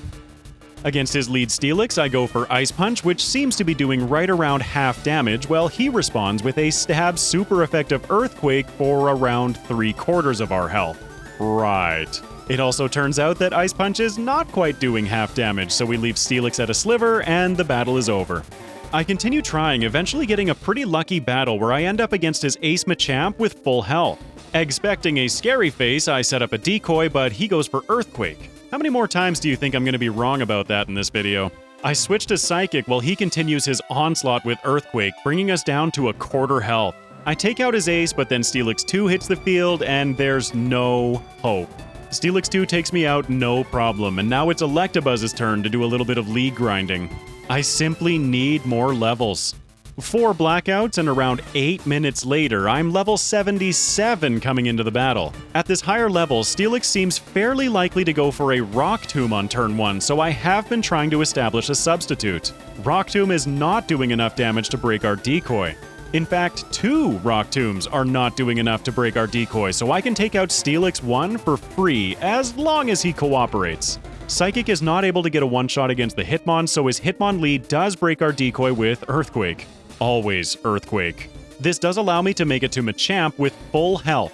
We are fully exposed to his Earthquake though, which does a huge amount of damage. This brings out my reset point during most of this Blackout training, Steelix 2. In this attempt though, our first Ice Punch manages to freeze Steelix. Heck yeah, we take him out on the next turn, leaving only Hitmonchan. Even Hitmonchan's Sky Uppercut is doing pretty substantial damage to us, but with that lucky freeze against Steelix, this battle is ours. A lucky outcome, there's no doubt. I definitely have my work cut out for me in the second playthroughs. It feels like Agatha has been the least threatening member of the leagues today, but despite that fact, I'm still setting up a substitute turn 1 for safety. We lost a lot of time to Bruno. After getting my decoy established though, it's a series of one-shots leading all the way up to Misdreavus. Thank goodness for Psychic. The Mono Ghost type manages to hang on, but it's no match for Electabuzz. It feels so good to finally have one league battle that I can call easy. Round 2 Lance is next, where I'm going to be employing the exact same shenanigans using Substitute against his lead Gyarados. Any small thing to give me an advantage here. After defeating Gyarados and leveling up, we now have 236 speed, which is far more than Aerodactyl's 208. Thunderbolt takes him out, and here's hoping that our Ice Punches are going to be enough for the Dragonites. Survey says they are. Kingdra's out next. Our Thunderbolt is dealing well over half while he sets up with Dragon Dance. Whoop-de-doo, and one more Thunderbolt takes him out. That leaves Lance's Ace Dragonite, and 4 times super effective Ice Punch does the trick. Defeating Lance once again leaves us with one final challenger, the Round 2 champion. Just like with Magmar, I'm going to be trying to set up a substitute turn 1 against Heracross. This time, the Singlehorn Pokemon does go for Rock Tomb, so I get my decoy established. Let's hope for the one-shot from Psychic, and no dice. Unfortunately, his second Rock Tomb does break the decoy, so now we're exposed, but he's probably going to heal next turn. He does, I get my decoy back up, and 2 more Psychics take him out while he continues going for Rock Tomb. This is already feeling so much better than Magmar. Gyarados comes out because he also has Earthquake, but my Thunderbolt wins. Big Bad T-Tar is out next, so I continue with the Thunderbolts, dealing over half while his Earthquake breaks my decoy. Like I mentioned in round 1, Venusaur definitely feels like the least threatening of the aces in this battle. As such, I'm going to take an additional turn to set up another decoy while Venusaur cancels the Sandstorm. Heck yeah! This may have been slightly ill-advised as Venusaur goes for Earthquake on the next turn, breaking the decoy while I bring him down to a quarter, but hey, you know, I'm figuring it out still. We don't have a decoy on the field, but with that leftovers ticking up our health every turn, Venusaur is out of here bringing out Alakazam. We exchange some heavy hits on the first turn, but then the rival goes for a heal while I continue my onslaught, taking out Alakazam, but we're at about half health as Arcanine hits the field. I've been so worried about extreme speed from this thing that I totally forgot about Stab Overheat, which obliterates us. Fair enough, but I think I see a path through this battle. That path, of course, relies a lot on Heracross cooperating as much as last time, which he does not this time. He starts throwing in Mega Horns, breaking my decoys, and once my health gets past a certain point and we're in knockout range, he's just gonna keep going for that. I get Heracross out of there, but we're at about half health and exposed for the Gyarados. He's not the issue, though. Tyranitar that follows is. Do you remember Electabuzz's Horseshoe, though? With our first Thunderbolt, we get the paralysis, and Tyranitar is fully paralyzed. Looks like we're getting away with this one. I make the same silly mistake against Venusaur trying to set up another decoy, and we have the exact same result as last time. The difference this time is that Alakazam does not go for Psychic, instead going for a Calm Mind. On top of the full restore, this gives our leftovers plenty of time to tick our health up over and over as we take out the Psy Pokemon. Arcanine is back out while we recover to 156 health. Seems like we're out of overheat range as he goes for extreme speed and I tag him with another Thunderbolt. He keeps going for the extreme speeds, but we have more than enough health this time. This battle is ours. Electabuzz has defeated the Round 2 champion. Thunderbolt clocks in with a Round 2 time of 1 hour, 24 minutes, and 57 seconds at level 81 with 21 resets. This took 4 hours and 45 minutes of game time. Let's pop back to the start of round 2 once again to see how Jynx does. I wonder if Calm Mind is going to be the real difference here. Against Lorelei's Dugong, she's setting up double teams as she does, so I set up Calm Minds. I only get in 2 before Dugong starts going for super effective signal beams, which are physical in this generation, so I switch to the offense going for +2 stab psychic for the one-shot. I don't think the critical mattered. Maybe it did though, since we are only 5 levels higher at such a nice level. Piloswine is next, +2 super effective Water Pulse takes care of him no problem. Then I unleash a Psychic Barrage, taking out Cloyster, Lapras, and bringing back that Jynx mirror match. Despite being resisted, Psychic does have more effective power, so I continue using it, taking Jynx down to about a third. She responds with a Psychic of her own, which just bounces off of us because of our Calm Minds. And for a little flavor, I switch to Water Pulse for the knockout. Lorelei was easy. Coming into the Bruno battle, I was predicting that this was going to be a battle where if I didn't one-shot them, they were going to one-shot me. Steelix leads and super effective Water Pulse does not get the knockout. Ruh-roh, but he misses with Iron Tail. He heals, but I managed to take him down incident-free while our leftovers bring us back to full because apparently I didn't heal between battles. Hehe. Hitmonchan is a one-shot with Psychic. I decided against Hitmonlee to risk getting a single turn of Calm Mind in. You can see just how much threat Jynx is under in this battle as Hitmonlee's Rock Slide takes us from full to red bar. Fortunately, I'm fast, I'm at +1, and I hope I can get through this from here. +1 stab super effective Psychic brings down his Ace Machamp in a single shot. Whew, 1 Steelix to go. I saw the damage that first Water Pulse did. Come on, +1, and we get the knockout. Setup moves are so powerful. I'm gonna call this first Agatha fight Murphy's Law. That's because even despite our dominant victory over Bruno, I decided to go for a single turn of Calm Mind against her lead Gengar. This results in me getting confused, and then I hit myself in confusion as Gengar puts us to sleep, and then Jynx just snoozes away as Gengar hits with stab super effective Shadow Balls with impunity until we faint. Okay. I come back into the battle with a Lumberry equipped because I really felt that the Calm Mind was going to be necessary. Gengar this time just misses Hypnosis, so that works. I start carving my way through her team, but we're pretty low on power points. My PP management was not great here. This does, however, lead me to the conclusion that I did not need the +1 because our not super effective Stab Ice Beam still takes out Arbok in the back. I don't think we needed the boost if I'd effectively used my PP. Either way, Agatha was easy, let's move on to Lance. I'm gonna call this first attempt against Lance, what the heck was I thinking? Do you remember how I said that this lead Gyarados lives to paralyze you? Well, with only my leftovers equipped, he does just that, and now I'm paralyzed for the rest of the battle? That's probably not gonna work, but I just keep setting up Calm Minds, Gyarados goes for Hyper Beam, and that's another reset. Okay, let's try again, but like for real this time. I equip a Cherry Berry, as well as while I was in my bag, I used my last 3 rare candies, bringing Jynx up to level 75. Just cause they were there, you know?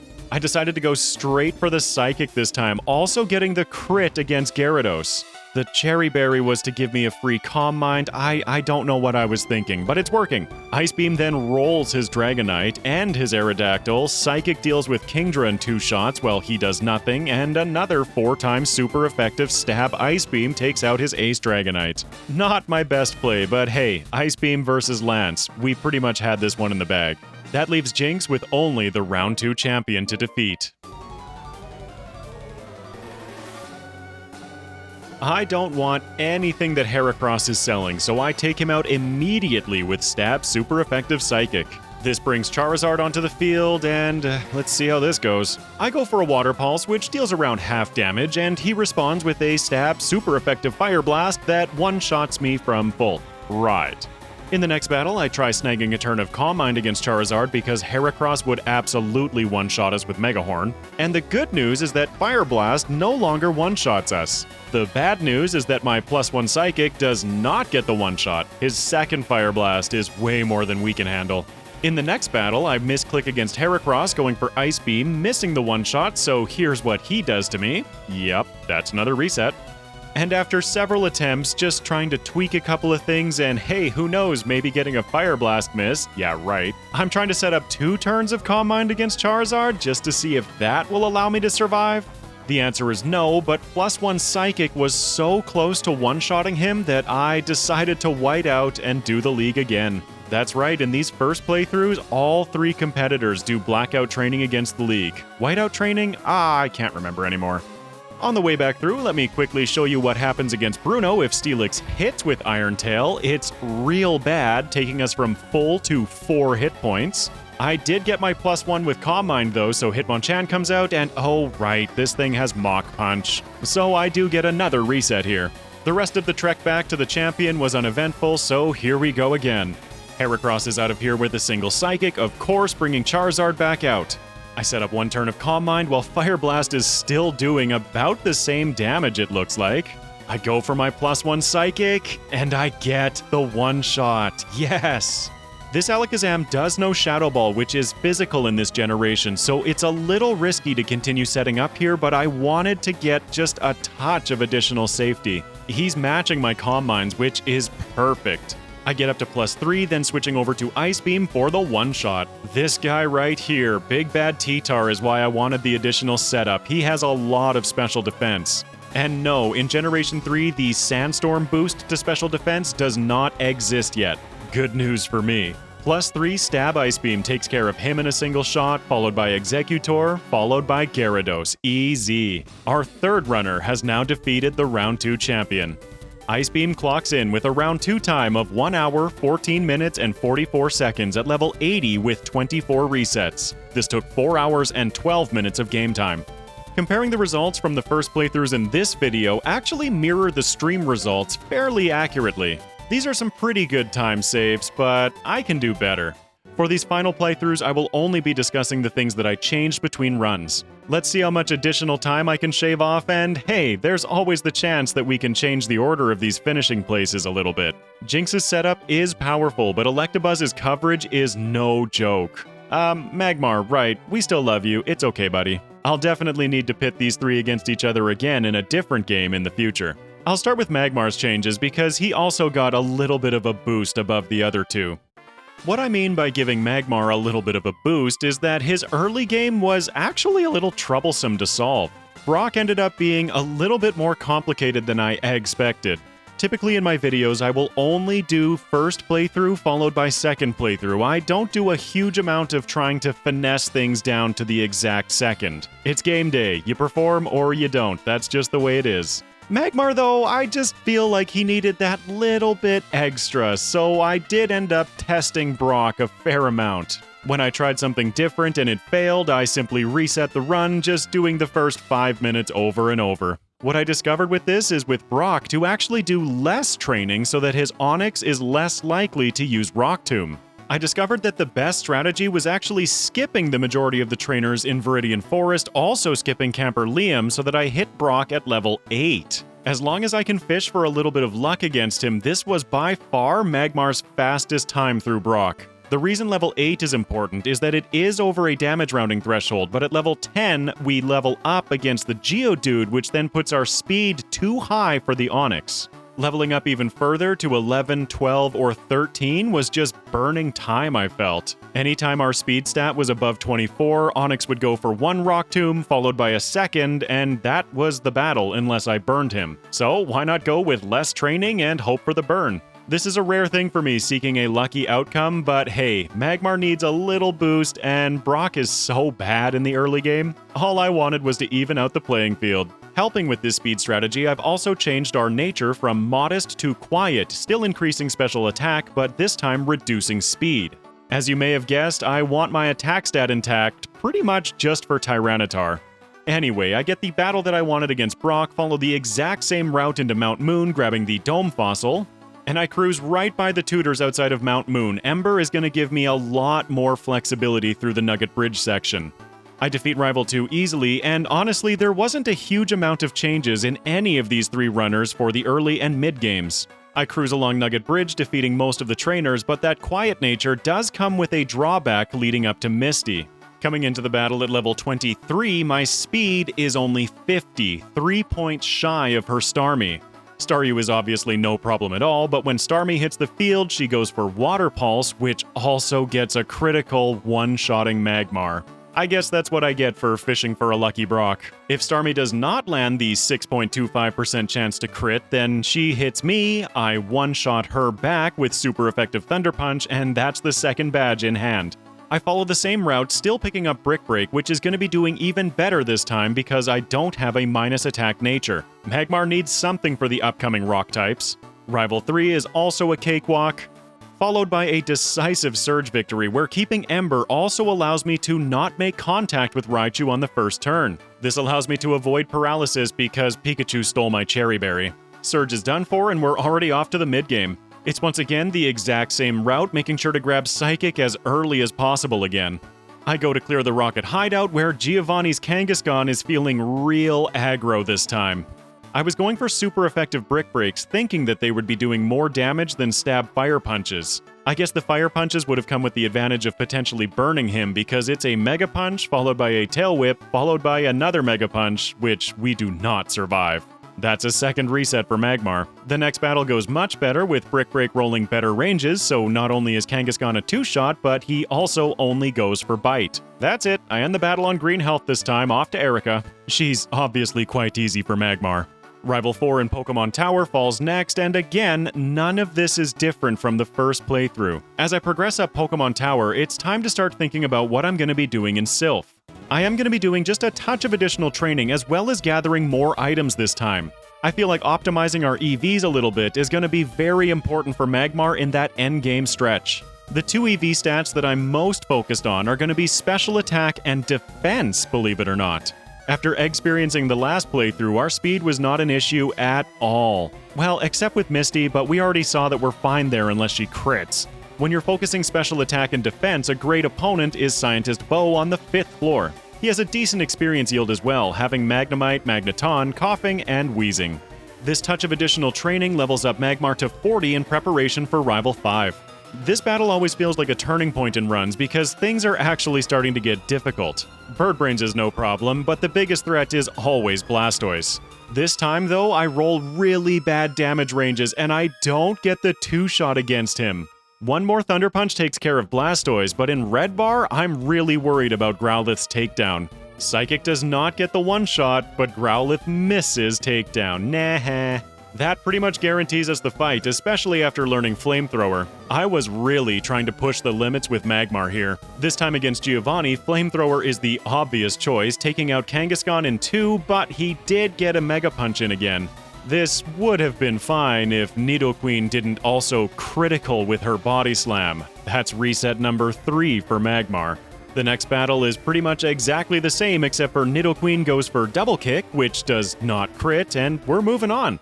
Before moving up to the gym to face Sabrina though, I'm going to be going over to the department store in Celadon. Here I'm going to be spending all of my money, buying 4 calciums for a total of 7, 1 carbos for a total of 3, and then my remaining money goes into irons. I know I said I was only focused on special attack and defense, but hey, we do need some speed. The reason that I'm doing this now is because when I go back to Sabrina's gym, I'm actually going to be doing a bunch of training. Vitamins cap out your EVs at 100 with a total potential of 255 in each stat, with a 510 maximum between all stats, of course. I made sure to buy the vitamins before doing this training because Sabrina's gym is chock full of special attack EVs. These will be putting us over 100, eking out as many as I possibly can before the leagues. The best, of course, being Sabrina's Alakazam, who gives 3 special attack EVs. She gets absolutely torched by the power of flamethrowers, and we're moving south to Fuchsia next. It's pretty much the same route again, grabbing the TM for Sunny Day in the Safari Zone, bringing us to Koga. Psychic melts his team, and it's also aided by the fact that we're a couple levels higher this time. Magmar's training then continues in Blaine's gym, defeating all the trainers before facing the man himself. The additional levels also give us a much more stable fight against Blaine, 2-shotting his Arcanine with room to spare this time, especially if he takes recoil from his own takedown. I then continue with even more training in Giovanni's gym, trying to get the last few defensive EVs that I possibly can. Also, this gym is fairly dense with experience, so this is a good place to train for Magmar. Psychic sweeps his team, granting us 8 badges, and we're off to the league. After Rival 6, of course, who once again with the additional levels is quite a bit easier. We even get a little bit of luck against the Blastoise, paralyzing him, plus he's fully paralyzed, so I don't even get touched in this battle. Then it's even more training through Victory Road. This is the curse of the Fire-type in Kanto. This additional training levels Magmar up to 63 in preparation for the league. That leaves one final pit stop, which is going to be teaching Substitute in the place of Brick Break. While I was at the department store buying vitamins, I made sure to grab another copy. This puts Magmar at the league doors ready to go, about 2 minutes slower than last time. In this run, though, I have a plan. Unlike Magmar, who had to fish for a bit of luck in the early game, Electabuzz had pretty much zero changes. I reach Brock at level 8, defeat him super easily, then grabbing the Dome Fossil in Mount Moon, of course. I've kept the modest nature on Electabuzz, not changing a single thing about how he's set up. Electabuzz is here for business today too, getting a critical against Rival 2's Bulbasaur. No sleep this time, buddy, and I'll save any amount of time I possibly can. It's the same path to Misty, she's easy with 56 speed, we outspeed Starmie and one-shot it. With no changes on the SSN, defeating Rival 3 easily as well. Aside from an insatiable lust to paralyze me, Surge is no issue.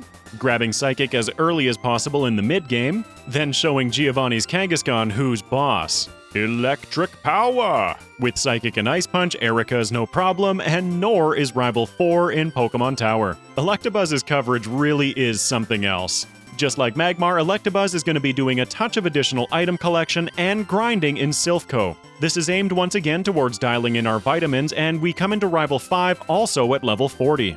This battle is absolutely no problem for Electabuzz, especially when I remember to bring my Chesto Berry against the Venusaur. But he just goes for Razor Leaf this time, so I would have been safe either way. Oh well, safety net is safety net. Alright, maybe Giovanni's Kanga is feeling a little bit more aggro with Electabuzz. Not in a effective kind of way, he's going for Rage this time, which could be considered more aggro than Mega Punch. But Rage is also useless, he paralyzes himself, we have no problems in this battle. Once again mirroring Magmar, Electabuzz is also going to make an interim trip to the department store before facing Sabrina. I buy 3 calciums for a total of 6, and 4 irons for a total of 5. Electabuzz will also be targeting special attack and defense EVs, but Electabuzz has no need for speed. Well, no need for additional speed, we're plenty fast already is what I mean. Electabuzz is also going to be training in Sabrina's gym, again targeting special attack EVs. Since both Magmar and Electabuzz do not get access to Calm Mind, I wanted them to be as dialed in as I could possibly make them. I try to work in EV optimization as best I can in these solo runs, but for those of you who comment about grinding wild Pokemon, no. I'm sorry, that's just way too inefficient when your main opponent throughout a playthrough is a timer. Because we don't quite have access to Thunderbolt yet, Sabrina's Alakazam is not a one-shot, but it's also not a problem. Remember, I got level 47 in Blaine's gym in the last playthrough. We're definitely getting Thunderbolt sooner in this run. It's south to Fuchsia City next, where I'm once again going to be teaching Substitute on the first pass through. Substitute is just so good. No surprise here, Psychics once again melt Koga's team, so we now have 6 badges. On Cinnabar Island, I do end up doing a touch of additional grinding, leveling up Electabuzz to 50 in preparation for Blaine. While possible at level 48, the fight becomes much more consistent at level 50. Especially if we crit the Arcanine for the one-shot. Just like Rival 2's Bulbasaur, I'll take the time savings where I can get them. I'm once again doing some additional training in Giovanni's gym, seeking those defensive EVs and the experience, of course. Giovanni stands no chance against an onslaught of Ice Punches and Psychics, so that's 8 badges for Electabuzz. Once again, the additional training makes Rival 6 far more consistent, plus I have a better idea of what the fight looks like this time. The best bet is to set up a substitute against Birdbrains, who pretty much only uses Quick Attack against Electabuzz. The decoy was primarily for safety against Alakazam in the back because he's got some potent Psychics for us, as well as a little bit of safety against Venusaur, just in case he gets cheeky with a critical Razor Leaf. Electabuzz will then also do, again, just a touch of additional training in Victory Road. Not nearly as much as Magmar if you're curious. Magmar's ready for the league at 63, where Electabuzz is going to be just fine at 60. This makes Electabuzz league ready about 3.5 minutes slower than last run. Once again though, I'm coming in with a much better foundation of training and a plan. Let's jump back to Jynx and then we can finally check out the leagues and see which of these 3 will be victorious today. Just like Electabuzz, Jynx is going to have pretty much 0 changes to her early game. I've kept my setup exactly the same: Ice Punch, Modest Nature, Brock is a complete cakewalk. Funny enough though, she's defeating Brock around 30 seconds slower than Electabuzz, and that was all because of random encounter luck in Viridian Forest. What can I say? RNG is just part of this game. I grabbed the Dome Fossil in Mount Moon because, yeah, Helix got enough representation in the first run. And I once again take some pretty punishing hits from Rival 2's Charmander, but this battle isn't an issue as long as he doesn't get an attack boost. It's again the same path to Misty, using 2 turns of Thief to knock out Starmie, just like last time. It's a big advantage to playing more powerful Pokemon like these 3 because things feel pretty intuitive. Well, usually until the late game anyway. I keep cruising along, defeating Rival 3, and then Lieutenant Surge, then take Giovanni's Kangaskhan to school with Stab Psychic. While the other 2 had a questionable 2-shot, Jynx has no problems here. Erica should be mentioned on the way out of town. We can say Auf Wiedersehen to Rival 4, but I want to bring your attention to one small change. You may notice on my moveset that I have not taught Water Pulse this time, instead hanging on to Thief in that move slot. That's it, that's the only change. Jynx is also going to be doing additional item collection in Sylph because not only do I want more vitamins with her, but I also have to buy that Ice Beam TM. If only Blizzard had 90% accuracy like it did in Generation 1. The additional training and item collection also puts Jynx at level 40 by the end of it, but I will not be facing Rival 5. Jynx is going to be a lot more conservative with the vitamins she buys because we do need 80k for Ice Beam. I grabbed 3 calciums for a total of 6, and while I debated picking up a couple of iron, I decided that it was not going to be necessary. I would rather prioritize having Ice Beam as soon as possible. I complete the Safari Zone where I want to make a quick shout out to Scott's Thoughts. Despite my little bits of critique for his FireRed footage, I am learning things from him as well. Like in all of my previous runs, I've been retiring from the Safari Zone and then flying. Turns out you can just fly out directly from the Safari Zone, saving a little bit of time. I love the collaborative learning that we're able to do in this community. I'm not even going to show Wheezing Fainting because we know Jynx's Psychic's own Koga. And with Substitute also on Jynx's set after Fuchsia, it's time to go back to Rival 5. The reason that I held off on facing Rival 5 is because his Charizard is a menace. Substitute allows me to set up a decoy before the Knot Dragon comes out, because try as I might, I cannot one-shot this thing. We have to take 2 turns, which means Charizard will hit a Flamethrower, which Jynx cannot take. But our cute little decoy sure can. Psychic also levels Giovanni's team once again, leveling up to 46. That's not really important, but we also gained 3 hit points upon leveling up. Nice. Jynx will also be doing a little additional training in Sabrina's gym, but it is less than the other 2. I can then take out Sabrina without any issue, gaining access to Calm Mind. Sweet, sweet setup moves. I can't get enough of them.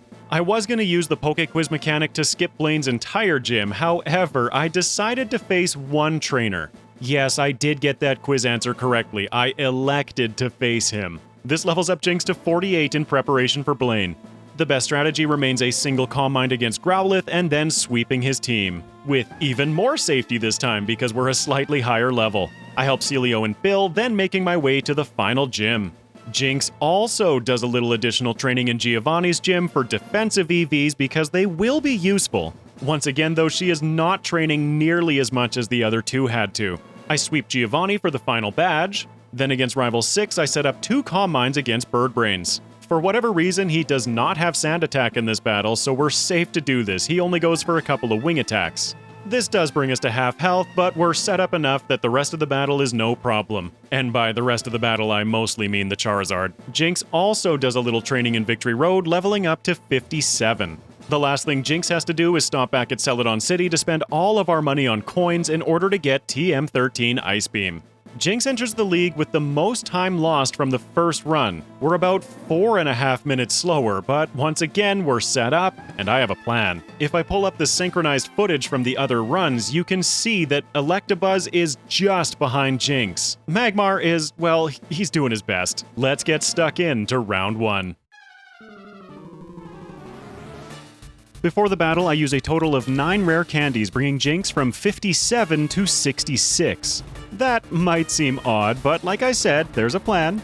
It turns out in the first playthroughs that I pretty much nailed the setup, and Jynx needs 3 turns of Calm Mind before going on the offense. Psychic carves through, and I'm gonna draw your attention to my moveset. Remember back in Pokemon Tower how I said that a change for Jynx was keeping Thief on my set? This right here, this is why. Through the gym challenge, Water Pulse didn't really add a ton of value, so keeping Thief specifically for super effective damage against Slowbro was an easy decision to make. It also just so happens to give us a super effective option against Jynx, so it's a win-win situation in my books. I kept my black glasses on just for the swag.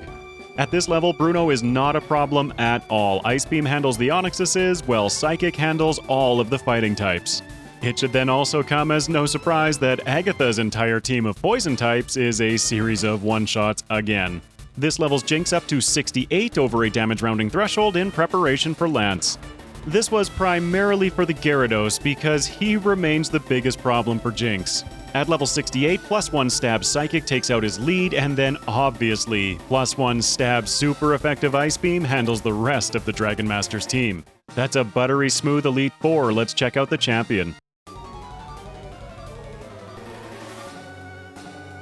I do not want to deal with any sand attack, so I take out Bird Brains immediately with Ice Beam. Rhydon is next, also falling to a single Ice Beam, no problem.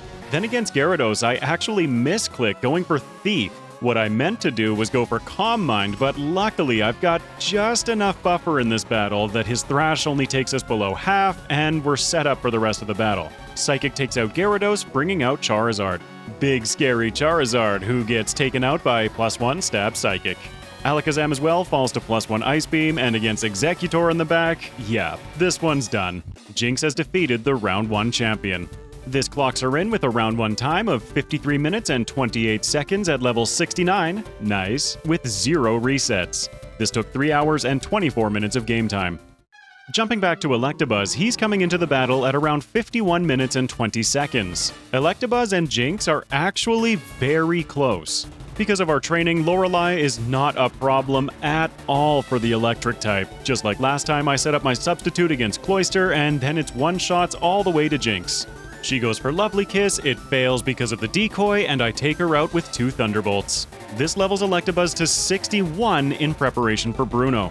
Between the battles, I use 4 rare candies, going up to level 65. I clear both of the Onyxuses out of the way using super effective Ice Punch, no problems there. Level 65 was to guarantee the one-shot against the Hitmons using Psychic. Hitmonchan and Hitmonlee both fall in quick succession, leaving only his ace. I go for Thunderbolt just in case I paralyze, which I don't, but he goes for a Scary Face, and despite being at -2 speed, we're still faster, taking him out on the next turn with super effective Psychic. Easy peasy with lots of PP left over for Agatha. Level 65 guarantees the one-shot against all of her Pokemon with super effective Psychic, so we're moving on to the Dragon Master in record time.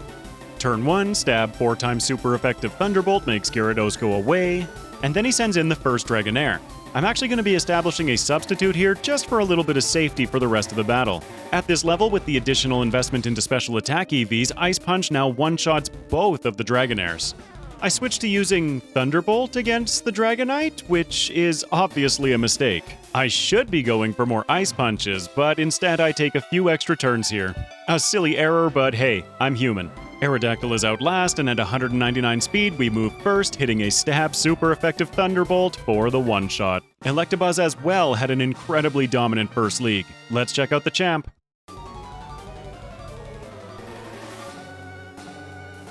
Pidgeot really can't do much against Electabuzz. The most threatening thing would be a sand attack, so I set up a substitute which would block even that. He goes for Aerial Ace, no problem there, and I take him out on the next turn. Ice Punch can deal with Rhydon in a single shot, feels good. Then against Alakazam, I go for Ice Punch because once again, I'm not able to one-shot him. I want to avoid the status condition, which is funny because I freeze him. I learned something today. I guess Synchronize does not bounce back the freeze effect. He thaws immediately, still going for Psychic and breaking our decoy, but we're good here. Thunderbolt takes him out. Gyarados, no problem there. Then against Arcanine on the first turn, we trade a Thunderbolt for a Flamethrower. Ours hurt a little bit more, and since we're faster, he's out of here on the next turn. That leaves only Venusaur in the back, who goes for Solar Beam, which has to take a turn to charge, and he doesn't get the chance because we knock him out. Electabuzz defeats the Round 1 champion. This clocks him in with a round 1 time of 54 minutes and 57 seconds at level 68 with 0 resets. This took 3 hours and 30 minutes of game time. Before Magmar gets stuck into the league, he has to use a total of 7 rare candies, going from level 63 to 70. And an unfortunate part for Magmar is that he's going to be starting the Lorelei battle at a time beyond when the other two have already completed round 1. That's alright, while competing against each other, they're also competing against themselves for the best time. Let's see if I can give Magmar the most time saved at least. Things are going to start looking scary in this battle, but trust me, I tested it enough to know that we're safe. Barring an inopportune critical or something like that, of course. The substitute I set up against Cloyster gets shattered by Lapras, but that was the point of it. What level 70 gives us is the guaranteed one-shot against Slowbro here. We could be even more beat up and still be fine here as long as we one-shot it. That leaves Jynx in the back, who obviously falls to Flamethrower. This was a much better Lorelei than Magmar's previous encounters. On the first turn against Bruno, I actually misclicked going for Resisted Flamethrower. But remember, this is an Onix, it's still one-shots. At this level, Hitmonchan is obviously a one-shot with Psychic, bringing out Machamp. Psychic here is going to be a range. It will be dealing 97.8 to 115.2% of his maximum health, meaning we have a very thin chance to not one-shot, which we don't. He lands a Scary Face and I'm able to take out Machamp, but that could be a problem. Onix now outspeeds us, hitting a stab, super effective, critical Earthquake, taking Magmar down to 65 health. I Psychic him out of there, and there's bad news. We're also outsped by Hitmonlee. He goes for Stab Brick Break, but Magmar survives at 16 hit points. Oh my heart, I can't handle this. I respond with a super effective Psychic for the one-shot, but that was close. Agatha, on the other hand, will not be, as 8 Psychics becomes 3 Psychics, and we win the battle. Come on, Magmar, you got this. With their electric coverage, both Electabuzz and Magmar have no problems with the Gyarados within these leagues. Aerodactyl is out nice, and I finally get to make my big brain play. For like the first time in these 6 playthroughs that I've done in this video, I finally accurately predict a Scary Face. I'm so excited. Thunder Punch takes out Aerodactyl, bringing out the Ace Dragonite. Behind the decoy, I have all the safety I need to take him out with 3 uses of Psychic. We can't one-shot the Dragonairs, but we are doing enough that they shouldn't be threatening. The first goes into a healing loop but falls shortly after, and then the second one comes out with our final lose condition. That being atrocious luck with paralysis, and so just in case I set up one final decoy. Thunderwave bounces off and I take out the final Dragonair from safety. It feels real good to take out the first 4 members reset free. That leaves Magmar with a champion. Ah, the champion. This one also gets a little scary. As we discovered in the first playthrough, I have to have a solution against Rhydon. That solution being setting up a decoy against Bird Brains because the level required to one-shot that thing was way too high. Even now at level 72, our best move against him, Psychic, does not even bring him to Red Bar. He responds with a stab super effective Earthquake, obliterating our decoy. By the way, if not for the decoy, that would have been the end of Magmar. I take him out exposed for the Blastoise, but because our health is high enough, he does not have a one-shot with Hydro Pump, setting up the Rain instead. This allows me 2 uses of Thunder Punch. Could have done the critical on the first one, oh well, but that's Blastoise dealt with. Alakazam is next, and despite being in the rain, I still go for Flamethrower, which gets the critical, knocking out Alakazam. There are these brief moments with Magmar where we actually see how strong it is. Like I mentioned before, the fire type is just not great in Kanto. But it's times like that critical which make me realize why I've always loved this type. Just not as much as water, shh, don't tell. I thought that I could get some safety against Exeggutor, who usually goes for something like Sleep Powder. Our defense is so bad that Exeggutor is actually prioritizing Egg Bombs. Egg Bombs which end up breaking the decoy. What is this game anymore? Let's just say that all of that was to stall out the rain. Sure, we take him out on the next turn. Arcanine and his darn extreme speeds are last, but I have a secret. Well, it's not that secret. You can see it in the overlay, but after his first extreme speed, the Citrus Berry heals us back up. The first Extreme Speed was a critical as well, so we have all the safety in the world to take out Arcanine on the next turn. Now, all 3 runners have defeated the Round 1 champion. Magmar clocks in with a Round 1 time of 1 hour, 1 minute, and 51 seconds at level 73 with 3 resets. This took 3 hours and 51 minutes of game time. We'll once again follow Magmar into Round 2, but let's take a quick second to see where our runners stand. Jynx is in the lead, completing the Round 1 leagues at 53.5 minutes, but Electabuzz is only around a minute and a half behind. All it would take is 1 or 2 nasty resets and that lead would vanish. Magmar is of course pulling up the rear, but has definitely saved the most time so far of the 3. It can be a wild game sometimes though, that RNG will get ya. I complete my preparations, so let's get stuck in and see which of these 3 runners will be victorious. Here we go against the wall that is Lorelei for Magmar. I'm pretty far away from one-shotting Dugong, but with the help of leftovers, that shouldn't be an issue, he says as he misses the first Thunder Punch, and then the second Thunder Punch, and then Dugong's Surf gets a critical, ending the battle. Thanks, Double Team.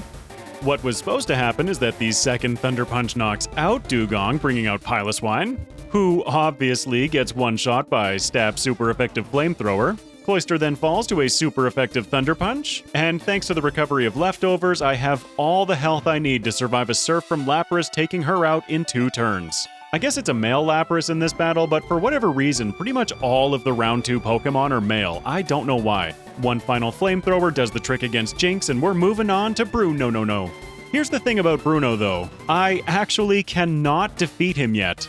This is the unfortunate part where even if I had had a perfect Magmar run to this point, I would be getting some resets. We're going to be blackout training. The goal is to get as much experience as possible in every run, with our Flamethrowers obviously taking out both Steelixes. Psychic is not able to one-shot the Hitmon, so Hitmonchan lands a Rock Slide for a lot of damage. I can take him out, and obviously Psychic does not one-shot Hitmonlee either, and his Earthquake does even more damage. I am once again able to take him out, but that brings out the Machamp, and we're in red health. He takes us out, and I accept my whiteout, going right back into the league to continue my training. On the next pass through, we encounter the Hitmons at level 78 over a damage rounding threshold. We can now one-shot the Hitmons with a single Psychic. Because of this, I now have enough health to survive the Machamp, and we're able to bring down Bruno's ace as well. Agatha's Pokemon now also join the training roster. Every single one of her Pokemon that is a Poison type gets one-shot by Psychic. Yeah, I was specific about the Poison type here, because remember, her Misdreavus in the back is a Mono Ghost. My best move against it is Flamethrower, which, of course, just barely doesn't one-shot. Incoming Healing Loop, but eventually Agatha accepts her fate and Misdreavus falls. That was only a problem on this pass, by the way. By the next time we see Misdreavus, we'll be over 80 and the next damage rounding threshold. Lance is next, and I'm gonna be able to get just a little bit of additional experience from him. No, we're still not quite trained up to the level that we need to be. I set up a decoy against Gyarados because it's free, then taking him out with 4x super effective Thunder Punch. We can see that the Lesser Dragonite still presents quite a bit of a problem for Magmar at this level. While I'm able to take him out, he does leave us at around half health for the rest of the battle. The rest of the battle, which won't last long, as Aerodactyl's Earthquake brings us down to 2 hit points.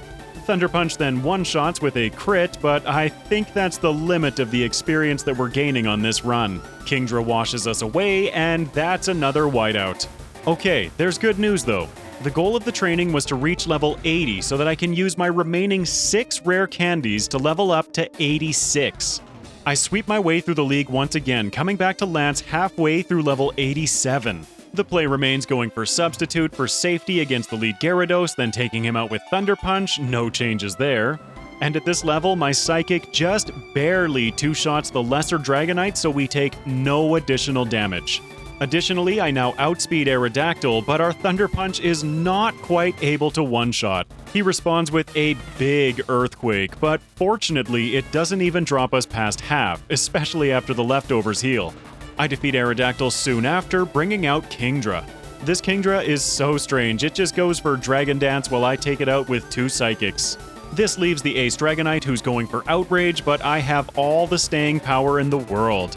3 uses of Psychic bring down the dragon, and that is Lance. That battle may have looked difficult, but all of that training was actually for the champion. Let's check it out.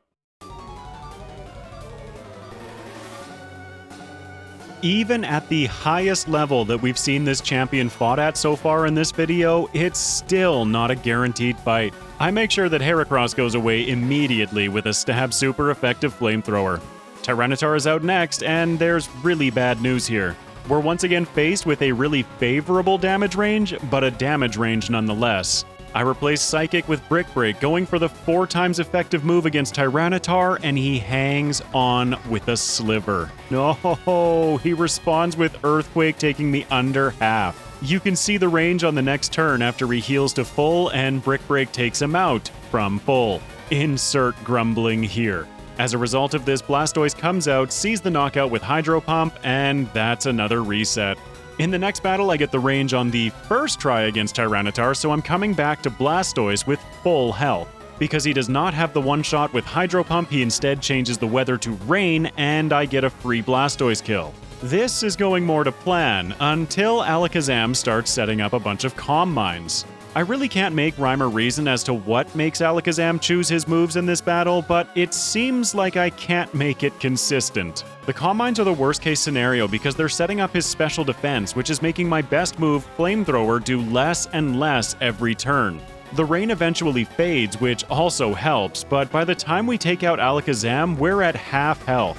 That was not the plan. I take out Executor with Stab Super Effective Flamethrower, bringing out Arcanine. I do not have great health against him though, and his barrage of extreme speeds. Luck is on our side though. I do get a second paralysis after he heals with a full restore. As a result of this, he does end up fully paralyzed for 1 turn, giving us just the edge that we needed. Magmar has the most Magmar finish that I could imagine, in red health once again. But hey, the round 2 champion is defeated. Magmar clocks in with a round 2 time of 1 hour, 20 minutes, and 33 seconds at level 89 with 7 resets. This took 4 hours and 59 minutes of game time. Keeping our middleman in the middle, let's check out Electabuzz next. It's time for our electric type to get an insulin spike, while I feed him 9 rare candies, going from level 71 to 80 before starting Lorelei's battle. This level should give us only 1 wild card through the Elite Four. Stab Super Effective Thunderbolt is going to be more than most of Lorelei's team can handle, but I do make sure to set up a decoy against Dugong before knocking it out. This guards us from Piloswine's Earthquake because Psychic is not able to get a one-shot. I take him out, bringing out Jynx, where there's a little bit of strangeness. Jynx really loves going for either Attract or more commonly Lovely Kiss on the first turn of combat. For whatever reason with Electabuzz, she's prioritizing doing damage. This happened a lot during testing. So I just go for the Thunderbolts, and after she heals a bunch of times, we take her out. That leaves Lapras in the back, who of course is no match for a Thunderbolt. Let's discuss that wild card though. Bruno's lead Steelix is going to do one of 2 things against Electabuzz. He's either going to go for Rock Tomb on the first turn, so I set up my decoy, or he's going to go for Stab Super Effective Earthquake. In my experience, the second he starts going for Earthquakes and our health gets a little bit lower, he's just going to keep going for Earthquakes, so I reset here. Ugh, so frustrating. That was Electabuzz's first reset of the run. This time though, Steelix goes for Rock Tomb, so we should be good. Ice Punch takes him out in 2 turns, and then our Psychics at this level are able to one-shot the Hitmons. Hitmonlee falls, bringing out Machamp, who I cannot one-shot, but I do still have my decoy. That would guard us against Machamp, but instead I paralyze him with Thunderbolt, and he's fully paralyzed. Alright, he's out of here on the next turn, followed by Steelix 2, who is gonna break our decoy because we cannot one-shot him. But even if we'd been exposed there, we should have been able to take 1 hit from Steelix, barring the crit, and still be well outside of Hitmonchan's Mach Punch range. That Mach Punch was actually a big thorn in my side while figuring out this battle. Bruno's dealt with, let's check out Agatha. It's becoming a pretty common theme in this video that I just tell you that all of Agatha's Pokemon get one-shot with Psychic. Not all, just like with Magmar in round 2, we make it to the Misdreavus having to switch to Thunderbolt, which, by the way, is not able to one-shot, but after the healing loop we take her out and we can move on. Lance as well is going to be a really easy battle. I set up a substitute into Gyarados' Thunder Wave for safety, taking him out with Thunderbolt. No surprise there. At 243 speed, I almost run a circle around Aerodactyl while one-shotting with a stab super effective Thunderbolt. This brings out the Lesser Dragonite, who falls to a 4-time super effective Ice Punch. Bye-bye. Then Kingdra, who I'm not able to one-shot, takes 2 Thunderbolts to defeat, while again just going for a Dragon Dance. This leaves only the Ace Dragonite, and unlike round 1, I remember that Ice Punch is the better move here, taking him out in a single shot. Electabuzz blitzed through this second league, leaving only one trainer, the round 2 champion.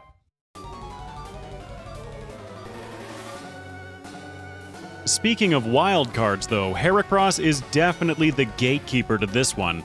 Just like Bruno's Onix, I want him going for Rock Tombs, and if he starts going for damage, I pretty much just have to reset. In the first battle, he goes for Earthquake, so yep, just take your licks.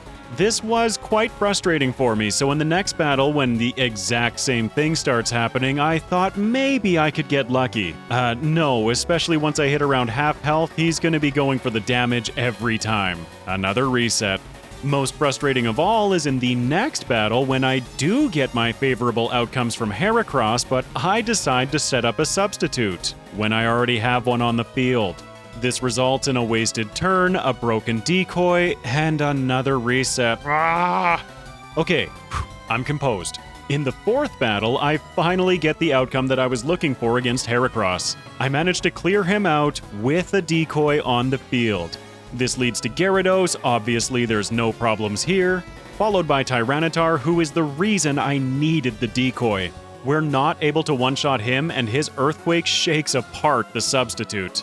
I'm able to take him out on the next turn, bringing out Venusaur, who's actually the reason why I needed Tyranitar to not hit me.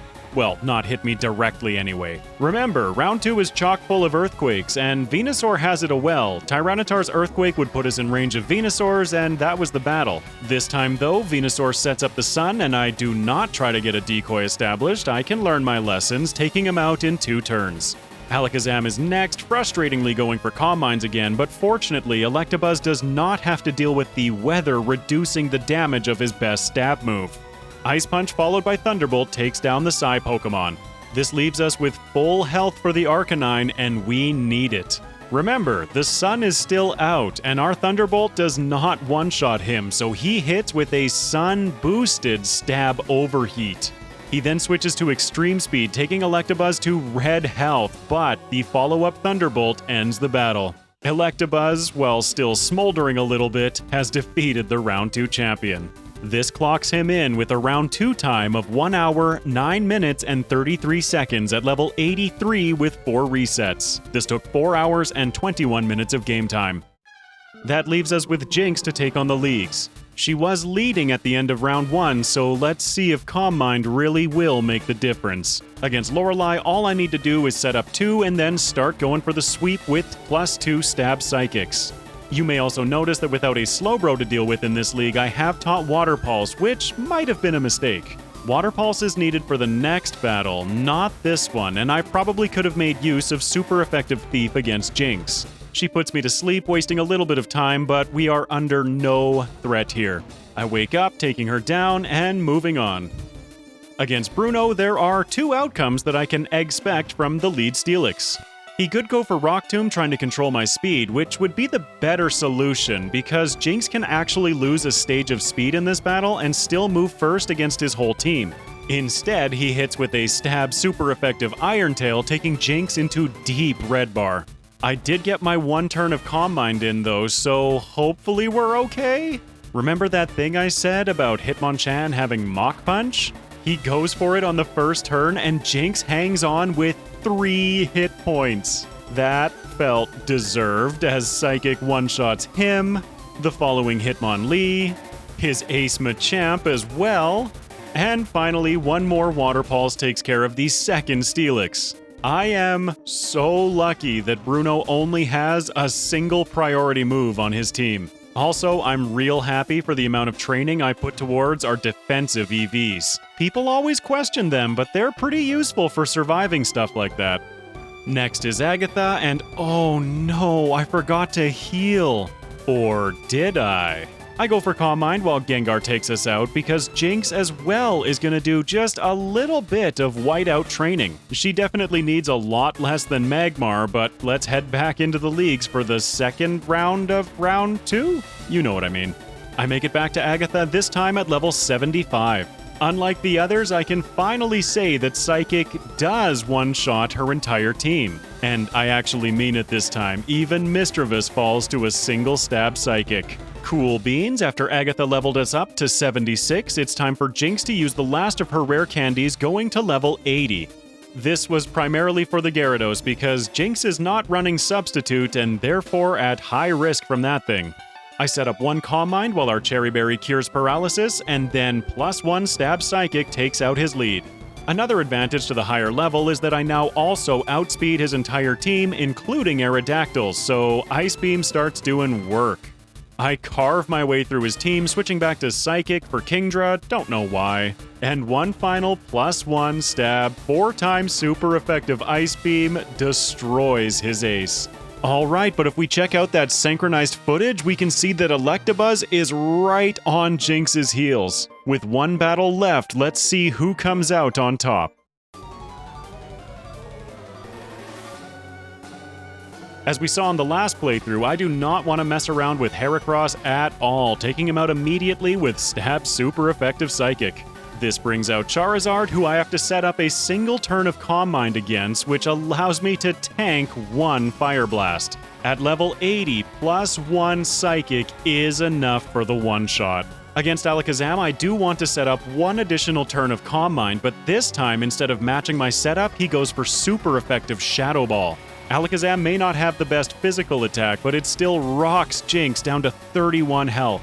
This battle should be secured now, though. +2 Stab Ice Beam takes out Alakazam. Tyranitar here is the reason that I needed the +2, going once again for Ice Beam and getting the one-shot. Given the chance to attack us, he would have destroyed Jynx. Executor is next. I don't think Ice Beam has any problems here. And his final Pokemon is going to be Gyarados. Jynx is once again very lucky that without Arcanine on his team, he has no priority moves. Ice Beam takes out Gyarados, and now all 3 of our runners today have completed both of their playthroughs. Jynx clocks in with a round 2 time of 1 hour, 7 minutes, and 30 seconds at level 81 with 1 reset. This took 4 hours and 17 minutes of game time. Before examining our results and placing these 3 on the tier list, I wanted to give a quick shout out to all of you generous enough to support the channel through YouTube memberships, Patreon, and Super Chat. You make this content possible, and I would not be here if not for all of your support. Never expected, always appreciated. All I can ever ask is that if you enjoyed the video, please leave a like and comment and watch to the end. It's free and it really helps me out. Maybe I can even earn your subscription. I can't thank you all enough for your support, and with that, let's jump into the results. Our winner today is Jynx. This could be chalked up to 2 factors, although I believe Electabuzz really covers one of them. The first factor is that Jynx got Calm Mind, and like I mentioned a couple times, setting up in this game is so powerful. Complementing that quite nicely is her typing of Ice and Psychic, which are both fantastic offensively. Her limiting factor was obviously her defense, but with Calm Mind I could work around that reasonably effectively. Electabuzz as well, especially with the egg move of Ice Punch, had incredible coverage. Even without a boosting move, he only finished 2 minutes behind Jynx, and I feel like I could get that down. That was definitely not the cleanest round 2 champion. An argument could be made for going for TM10 Hidden Power to enhance our coverage, but I didn't think it was necessary. Or at least I felt the time investment of tracking down TM10 was not worth the time saving that it could net. With all 3 runners, we observed time losses during the gym challenge, and that's because I was doing a lot more additional training. This training was all a lot more tactically oriented though, and it all results with a lot of time savings by the end of the games. Jynx managed to save an impressive 7 minutes and 14 seconds, with Electabuzz going over double that, saving 15 minutes and 24 seconds. And I'm so excited to tell you that Magmar did win the Most Improved category. He saved a total of 21 minutes and 56 seconds. Well done to all 3 of our runners today. On the tier list, this places Jynx ahead of a bunch of legendaries. What an incredible performance. Electabuzz as well finds himself in front of legendaries like Kyogre, Groudon, and the legendary beasts. Granted, the runs for the box art legendaries from Generation 3 are quite old and probably in need of updating. Actually, there's an entire section of Pokemon that need rerunning down here. I will get to all of these eventually. Magmar's time, though not quite as impressive, still beats out the legendary beast Entei. I feel a lot of that comes down to growth rate, and the only fire type ahead of him is Charizard, who got Belly Drum as an egg move. With that though, we've added 3 more results to the tier list, and I can't wait to keep filling this thing out. I'll see you in the next video. Take care, everyone.